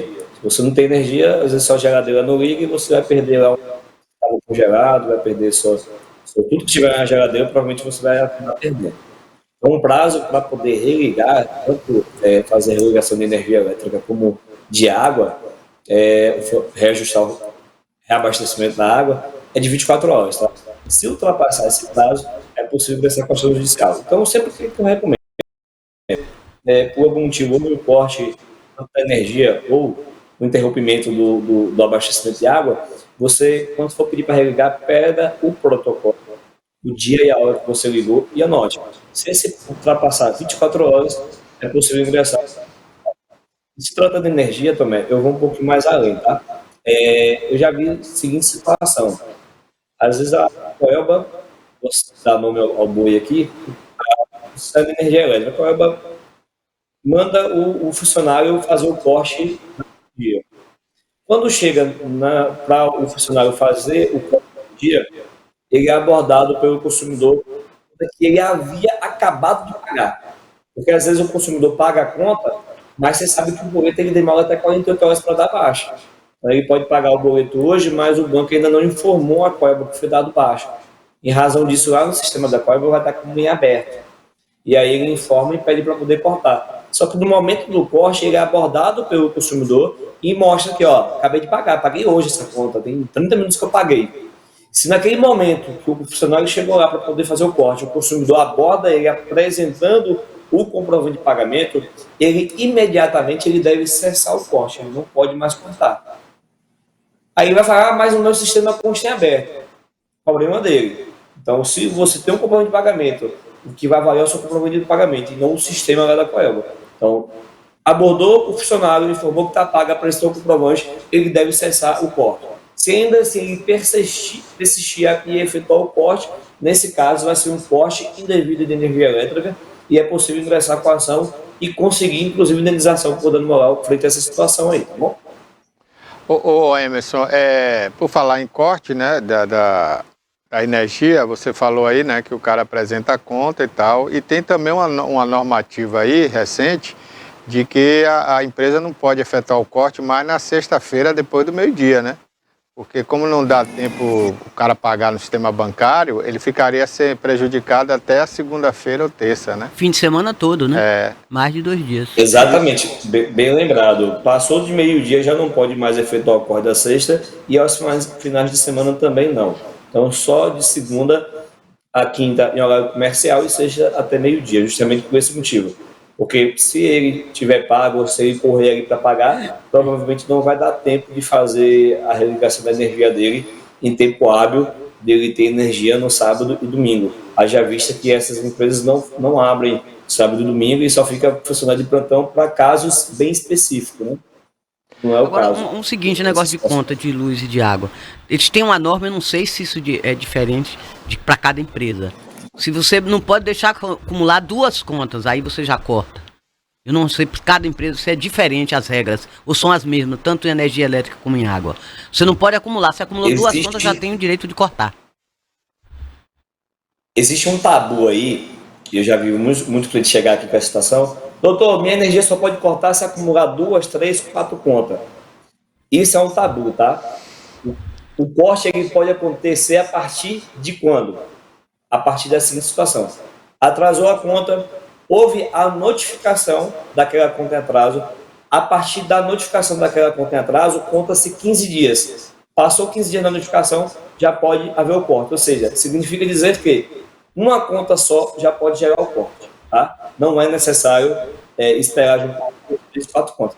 Geralmente acaba juntando 2. Por quê? Porque a tratando de Coelba, exemplo, ele já faz o aviso da conta aberta na própria conta do mês seguinte. Então, se você pegar a conta do mês seguinte, você vai ver que ali embaixo vem um aviso de corte da conta anterior. Então, recebeu aquela conta, viu ali, tem um aviso, passou 15 dias, ele já pode efetuar o corte da sua energia. Então, não é necessário juntar 2, 3 contas. Atrasou uma conta, já pode ter que esperar o aviso, avisou, 15 dias depois já pode cortar, tá bom? Ô Emerson, por falar em conta, né, em prestador de serviço, quando o cidadão consegue atrasar aí sua conta de telefonia, digamos, né, existe o corte, tudo bem, aí a empresa já corta lá, ele fica sem o serviço. Aí depois ele paga aquela conta, só que ele pagou, digamos, 15 dias depois do corte. Esse período que ele ficou sem o serviço, a empresa não abate, né? E isso é um prejuízo para ele. Mas como é que ele pode reclamar desses 15 dias que ele não utilizou o serviço, que ele foi impossibilitado e teve que pagar ainda assim por um serviço que ele não teve? O Barbosa, em se tratando de Coelba e energia elétrica e água... Não, aí é telefone que eu estou falando. No caso de telefone, internet, esse serviço. Entendeu? Porque em se tratando de Coelba e não, aí Embasa, você só... você só paga o que consome, então não tem dor de cabeça, tá? Não, me refiro em relação à operadora de telefonia. A internet, ela vende um pacote, né? Você paga por um pacote de dados e de telefonia. Então, quando ela corta, você deixou de usar. né? Você deixou de usar e ela continua mandando a conta, né? Mesmo que você não use ali. Estabelece, ele volta a cobrar o preço do mês inteiro, que seria isso, né? Não, nem estabelece, né? Não volta a estabelecer. Mesmo que, digamos que a pessoa deixe de pagar e fala assim, eu não quero mais essa operadora, eu não vou pagar mais, né? Um exemplo. Aí você junta ali 3 meses, ela continua cobrando e sem te dar o serviço, né? E depois ela te aciona. Sem você estar utilizando o serviço. E ela coloca até no Serasa, aqueles meses que você não utilizou, né? Mesmo contando ali o período que realmente você ficou devendo. Depende. Às vezes, se você for uma conta pós-pago, que é aquela conta que você faz comprando, ali geralmente existe a questão da fidelidade, que só pode ser no máximo 1 ano, tá? Então, se você deu no 8º mês, se você simplesmente não quer mais, você deixou de utilizar mais e você deixou de pagar. Independente de você deixar de utilizar ou pagar, existe um contrato de vigor. E, por conta desse contrato, vai te cobrar os meses seguintes. Então, o que eu recomendo? Se você não tem mais interesse na telefonia, na linha, entre em contato para poder pedir o cancelamento do contrato. Entretanto, pelo fato de você estar pedindo o cancelamento do contrato antes do prazo, você vai pagar a multa rescisória.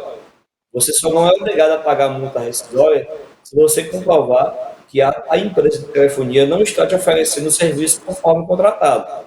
Vou te dar um exemplo. Você contratou um serviço de telefonia e vai dizer que você tinha acesso ao Instagram e WhatsApp de forma ilimitada. E simplesmente esse serviço não passa de forma ilimitada. Acabou seu pacote, o Instagram e o WhatsApp já não quer funcionar mais. Então, houve uma quebra contratual por parte da telefonia. Nesse caso, quem vai pagar a multa é eles e não você. Entendeu? Então, você pode pedir a quebra contratual sem a multa, porque a multa é para os usados. Se eles descumprirem, eles pagam a multa para você e vice-versa. Agora eu vou fazer uma pergunta. Vou fazer uma pergunta que aconteceu comigo, viu? Vai servir para outros amigos aí, telespectadores, eu tenho certeza, porque isso é muito comum para todo mundo. Eu não gosto de pós-pago, então eu fiz aquele contrato que você faz lá, que é um valor fixo, né, mensal, de uma quantia que você quer. Não, eu só quero esse valor aqui por mês de telefone que eu uso pouco. Então, digamos, quando eu contratei o serviço era R$44. No mês seguinte já veio 54, R$10 a mais. E nunca veio o valor que eu contratei, né? Aí depois de 6 meses, eu recebi uma ligação da operadora dizendo que ia baixar minha conta de 69, que já estava, 6 meses depois, para o valor que eu contratei 6 meses atrás. Então eu falei, não, se é para baixar, tudo bem, vamos renovar. Aí veio 79. Então, assim, nunca veio o valor contratado. Eles não me deram nada por escrito, não mandaram por e-mail, não mandaram pelo zap, por nada. Eu não tenho um contrato nenhum. E cada mês... Você não assinou nada. E cada ano que passa, eles colocam outro valor, né? Então fica ao bel prazer deles. Aí eu fui na loja da empresa, que tem uma loja aqui no comércio, reclamei. Aí a moça me disse o seguinte, não, é que a cada 6 meses a gente renova automaticamente seu contrato. Falei, eu não sabia disso. Tem aqui a essência do consumidor, do cliente? Então eu queria saber do advogado agora, né? Primeiro ponto a ressaltar aí, Barbosa. Renovação automática. Isso é uma prática legal. Tá? Pode renovar sem a anuência do consumidor. Segundo ponto, reajuste ele só é permitido a partir de 1 ano. Então, se você fechou o plano hoje de R$ 39,90, a telefonia pode reajustar, mas só pode reajustar daqui a 1 ano. Antes de 1 ano não pode haver o reajuste. Mas é comum você assinar e eles não te darem a sua cópia. Você tem 2 opções. Primeiro, você pode ligar junto à empresa de telefonia e pedir a cópia do seu contrato, e eles são obrigados a te fornecer, e anota o protocolo, porque provavelmente eles vão te fornecer. Se eles não te fornecer, é uma prova a mais que você vai ter, comprovando que você tentou ter a cópia desse contrato e não te deram. E para comprovar o valor que você contratou, é simples. Pega o valor da primeira fatura até a fatura atual, e aí a gente junta todos os valores e vai comprovar que cada mês que passa, esse valor vai aumentando.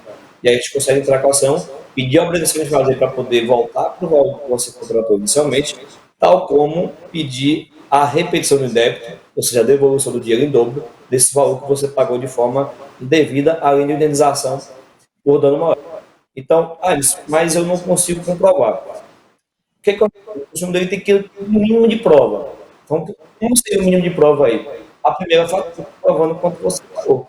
e comprovando o quanto você está pagando hoje. Porque no direito do consumidor existe a chamada inversão do ônus da prova. O que é isso? Na inversão do ônus da prova, tudo que o consumidor alega, ele se constitui verdade.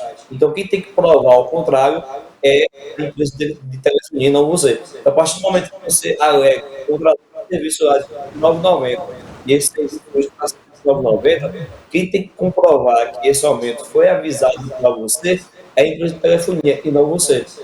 Porque você, como consumidor, é a parte mais fraca do negócio. Então, dificilmente você vai conseguir comprovar isso. Correto?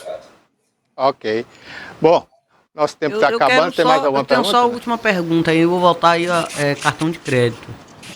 Esse negócio de portabilidade. Por exemplo, se eu estou trabalhando com uma operadora de cartão. Aí troquei. Mas eu já paguei lá a anuidade. E eles continuam me cobrando. Mesmo que eu já esteja com outro cartão, com outra operadora, trabalhando com outro, e eles continuam me cobrando. Eu tenho que fazer o quê para romper, cancelar esse contrato? De que forma? Qual é o procedimento? Você fez a portabilidade, não. Você fez a portabilidade, você fala, seria o upgrade do cartão? Eu mudei de cartão. Existe Pronto, então você pediu um outro. Mas ficou lá atrás a anuidade do outro. E eles continuam me cobrando, mas eu não estou mais trabalhando com esse cartão. Estou trabalhando com outro. Pronto. E eles continuam me cobrando. A partir do momento que você não vai mais utilizar aquele cartão, você deve entrar em contato com a empresa, informar que você não tem mais interesse nele e pedir o cancelamento. A partir daí, você já não vai mais ser obrigado a pagar a anuidade e todo mês vai chegar apenas a fatura daqueles valores das compras que você parcelou, caso você tenha alguma dívida a vencer. Ou você tem a opção também de pedir para antecipar a fatura e pagar tudo de uma vez. Mas o fato é, a partir que você pede o cancelamento, você não é obrigado mais a pagar a anuidade. Se você simplesmente pediu um outro cartão e não comunicou que você não tinha mais interesse naquele outro cartão, vai ser cobrado anuidade mesmo, e esse valor é legal, desde que no momento da contratação tenha assinado o contrato dizendo que esse cartão existe a anuidade. Então, o que é correto? Provavelmente você deve ter feito um pedido de novo cartão, deixou de usar, mas não comunicou ao banco de que você não iria mais utilizar aquele cartão, se você não pediu cancelamento. Então, o banco ele não vai cancelar o cartão de forma unilateral, você tem que haver o pedido. Até porque se o banco fizer isso, cancelar o cartão sem você pedir, isso é uma prática abusiva pelo banco. Então o banco ele não vai fazer isso. Porque se ele fizer, corre o risco de você tentar usar o cartão e em seguida o cartão ser recusado, você entrar com ação contra o banco alegando que o cartão foi recusado porque ele cancelou sem te avisar. O banco ele até pode reduzir o limite e cancelar o cartão. Entretanto, ele tem que ter um aviso prévio. Tá? O banco não pode simplesmente chegar, a pessoa não está usando, não vou cancelar. Não está usando, ela tem que notificar, dizer o motivo que vai cancelar o cartão e depois de 15 dias ela vai cancelar o cartão. Pronto, né? E tá bom. Ok, Emerson. Olha, eu quero agradecer muito a sua participação aqui no nosso programa, viu? Foi bastante valia aí para o nosso telespectador. Bastante esclarecedor, né? E volta aqui sempre, né, para prestar esse serviço à nossa sociedade aqui através da TVI. Conte comigo, Barbosa. Hoje a gente está com o escritório Canavieiras e Ilhéus. E breve uma novidade bacana aí, a partir do mês que vem, a gente já vai estar com sede aí também em Itabuna. Já estamos reformando o nosso escritório, vai ser lá na Paulino Vieira, então a partir do mês que vem a gente vai ter escritório sede aí também em Itabuna, para poder estar fazendo também atendimento presencial aos consumidores aí que precisarem. Entretanto, nosso escritório a gente atende todo o Brasil de forma virtual. Nós estamos aqui com a equipe hoje de 15 pessoas, então mandar mensagem no WhatsApp, no Instagram, a gente não deixa de responder, está sempre atendendo o cliente aí a nível Brasil, porque todos os processos hoje são eletrônicos, então independente de onde o consumidor ele reside, a gente consegue dar um acompanhamento e orientar ele em qualquer lugar do Brasil, e caso tenha audiência, como a audiência hoje é virtual, a gente também faz audiência em todo lugar do Brasil aí, tá bom? Então, breve essa novidade eu vou estar mais perto aí de vocês, e contem comigo, sempre que precisar, é só chamar. Para mim é uma satisfação, é uma coisa que eu amo fazer. Eu faço o que eu gosto, e quando a gente faz algo que a gente gosta, a gente faz de uma forma natural e o negócio ele flui de maneira natural também, tá bom? Conte comigo. Forte abraço. Bacana, Emerson. Parabéns, viu? Inclusive, parabenizar, Tom, né? Eu já tive a oportunidade de trabalhar com o escritório do Emerson, né? É tudo muito rápido, né? Por exemplo, você estiver em outra cidade agora, você quer contratar o serviço do escritório dele, entre em contato, ele manda a papelada toda via digital, né? você não precisa pegar em papel, vai toda digital. Você assina digital, procuração, contrato, tudo direitinho. Na mesma hora está resolvido, a audiência é marcada com rapidez, acontece rápido. Então eu fiquei muito feliz de trabalhar com o Emerson. Parabéns, viu, Emerson? E agora atendendo... O nosso escritório hoje, ele é 100% digital. Eu não pego nada hoje físico do cliente. A gente chega aqui com um extrato bancário, alguma coisa desse sentido físico, a gente digitaliza e devolve para ele de forma imediata. Eu não guardo, então eu não tenho um extrato digitalizado.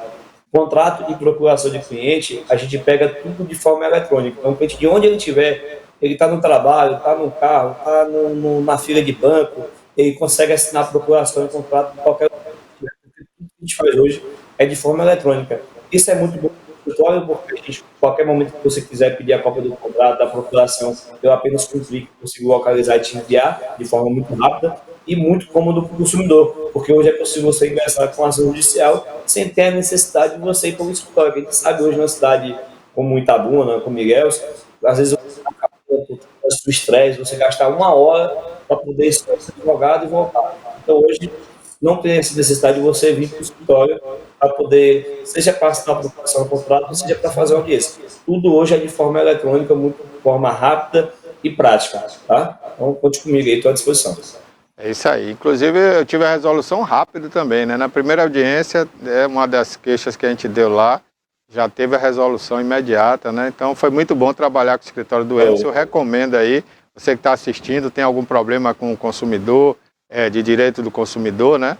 Procura aí o escritório do Emerson. Emerson, deixa seu contato aí, né? Para a pessoa que está em casa agora, saber como achar você na internet.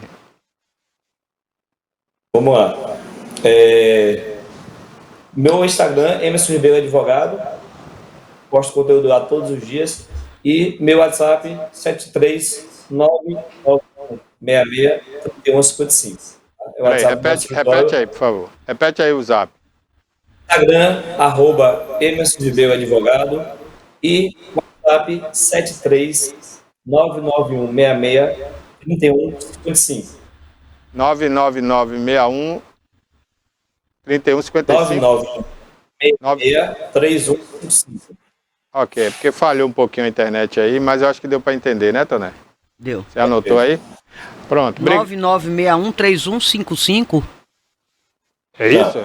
991663155.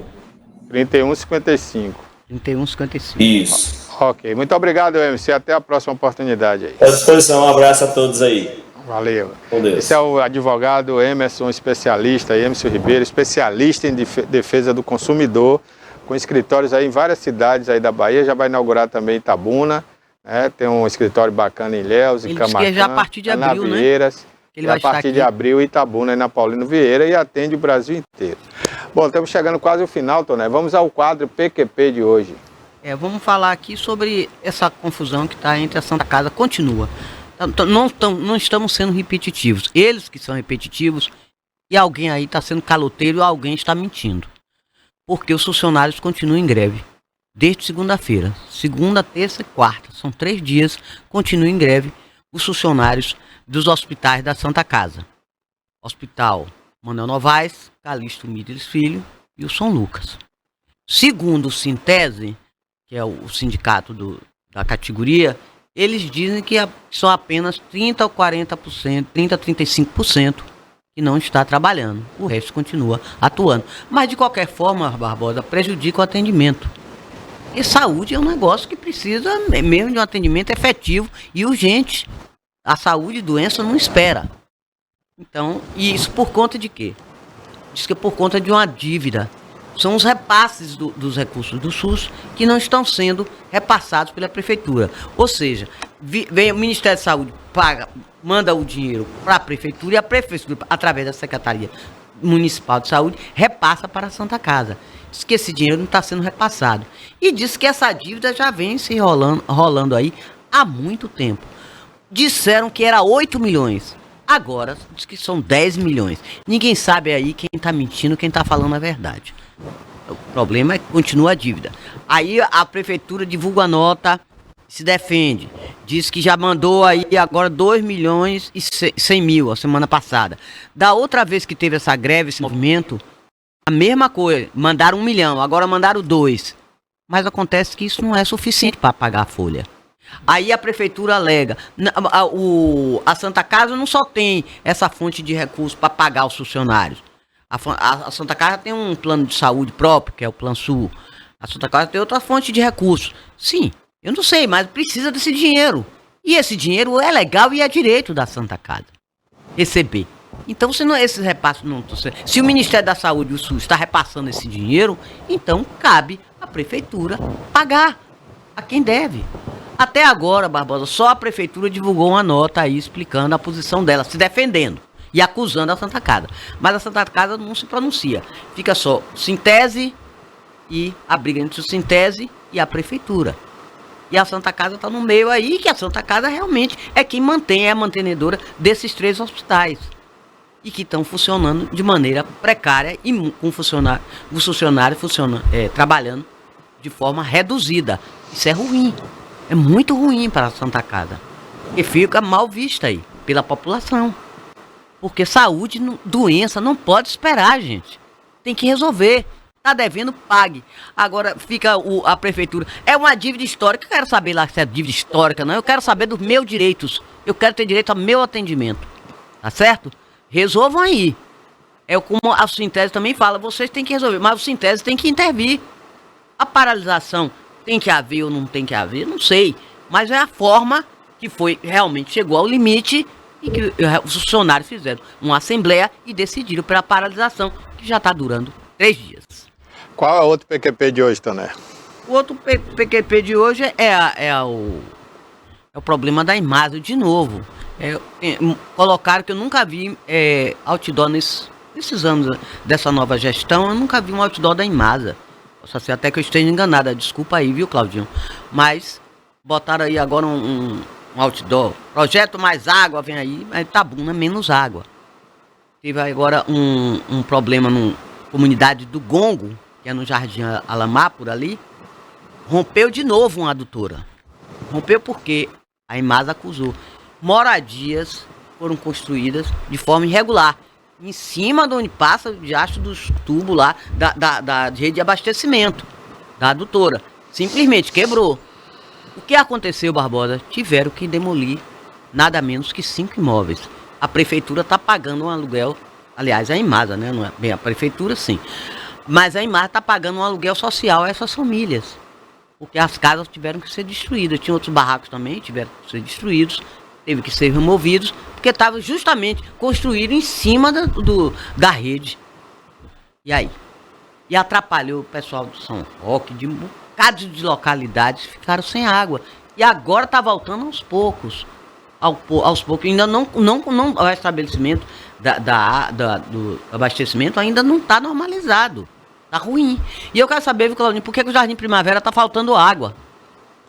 O João Bittencourt, que é o gerente técnico da Imasa, foi que houve. O Jardim Alamar fica em outra parte, completamente oposto de cá. Do Jardim Primavera, lá onde a gente mora. Tá faltando água, tem quase 10 dias. Não cai um pingo de água. Bom, quero ver. A Imasa, o projeto mais água, está sendo o projeto menos água. Ok, esse é o PQP da Maria Antonieta. Para finalizar, vamos aqui aos destaques de hoje do Jornal à Tarde da Bahia, o maior jornal do Norte e Nordeste do Brasil. Mais de 70 anos aí, ó. O Eduardo Salles disse que tem que ser presos. Quem tem que ser preso, Eduardo Salles? Eduardo Salles é deputado estadual, viu? É do partido do Fred aí. Eduardo Salles ficou até de falar aqui no programa. Ele disse que tem que ser preso os diretores, os sócios da Via Bahia, essa empresa que presta um péssimo serviço à rodovia BR-116 e também a ligação Feira-Salvador. 324. 324. Teve um acidente, viu, Barbosa? Só falando aqui um minutinho. Teve um acidente horrível hoje aqui, lá, nessa 324 hoje. Todo no dia. Sentido Feira, Salvador-Feira. Quase todo dia tem acidente. Com moto. O governador privatizou aquela rodovia no sentido de melhorar a rodovia, porque vivia esburacada, as pistas são estreitas, e se dizia que com a privatização ia melhorar. Tem mais de 20 anos que essa empresa administra a Via Bahia, Toné, e não foi feito nada para melhorar aquela rodovia. Continua do mesmo jeito, as pistas estreitas, só dá para passar 2 carros, né? Poderia ser 4 pistas ao mesmo tempo, não é, né? 2 pistas apenas de cada mão. Fica muito estreita para uma ligação tão importante entre Feira e Salvador, entre a 101 e Salvador, entre a 116 e Salvador, né? E essa empresa só arrecada com pedágio e não dá nada em troca aos baianos. Na 116, Gustavo já falou aqui que em Vitória da Conquista, né, a empresa presta um péssimo serviço naquele trecho entre Conquista, Jequié, aquela região por ali. São muitos acidentes, não tem duplicação, não tem um viaduto, não tem nada. Então, a 116 é aquela conhecida Rio Bahia, né? A Rio Bahia, a famosa Rio Bahia, né? Ela liga o sul do país, né, o sudeste, a Fortaleza. Assim também como a 101 termina lá em Fortaleza. Então, é uma pena, né? Mas a Bahia está nessa situação. E eu não vejo ninguém cobrar. Não sei o deputado Eduardo Salles aqui, que também é o único que está cobrando da Coelba pelos péssimos serviços prestados. Eu já pedi até uma entrevista aí com o Eduardo Salles, estou esperando a resposta, ver se ele dá uma entrevista aqui no programa sobre a situação. Ele pediu até uma CPI na Assembleia Legislativa da Bahia com relação ao serviço prestado pela Coelba. Então está aí no Jornal à Tarde de hoje a fala do Eduardo Salles. Ele pede prisão para os diretores da Via Bahia. Tinha que pedir para a Coelba também, viu?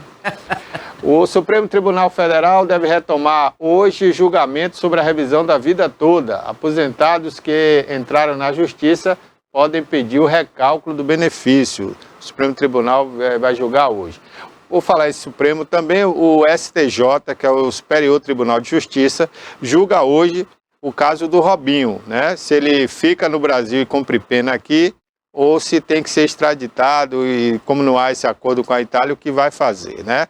A defesa do Robinho alega que ele não cometeu esse crime, por isso que ele fugiu, porque ele estava sendo perseguido por racismo. Então vamos ver o que é que o STJ decide hoje. Deixa eu ver o que tem mais aqui no Jornal à Tarde de hoje, vamos conferir aqui. Policial militar foi morto em Periperi após deixar a partida de futebol. Bahia e Vitória, onde assistir as escalações, está aqui no Jornal à Tarde. O Bavi é hoje, Bavi viu? É hoje. Pela Copa do Nordeste, esse Bavi. Os ingressos se esgotaram todos ontem mesmo já tinha esgotado. Cupom decide nesta quarta-feira corte de juros básicos da economia. O cupom deve baixar a taxa de juros um pouquinho mais hoje. A Assembleia Legislativa da Bahia, o plenário aprova urgência para empréstimo de 400 milhões. O requerimento foi apresentado pelo líder do governo, Rosenberg Pinto, né? O Rosenberg que é o que manda aqui na política do sul da Bahia. Sul e sudoeste, né? Quando o assunto é governo do estado, né? Todos os cargos aí, quem manda é o Rosenberg Pinto. Ele é forte aí no governo, né? Ensino técnico abre horizonte profissional para os baianos. PEC da reeleição passa na Assembleia Legislativa e vai valer para Adolfo. Eis a questão. Tá aí, né? Tem muito mais destaques aqui no Jornal à Tarde de hoje. Você pode ver aí no nosso aplicativo. É gratuito para você, viu? Fala inclusive aqui sobre a Beyoncé, tem uma matéria especial aqui. E um workshop do Jornal à Tarde sobre educação que debateu aí o uso dos celulares nas escolas, dentre outros assuntos, né? A tecnologia. Assista ao vivo esse workshop aqui no Jornal à Tarde. Bom, gente, por hoje é só. Passamos do horário já, né? Tá vindo aí o Denilton Santos, não é isso, Toné? Boa tarde. Com certeza. O Alerta Cidade. Boa tarde, Toné. Boa tarde a todos. Até a próxima. Até a próxima. A audiência tá pedindo aí que Toné fique todo dia aqui com a gente, viu? Obrigado. Vamos pensar no assunto, né, Toné? Um abraço a todos e até amanhã, se Deus quiser.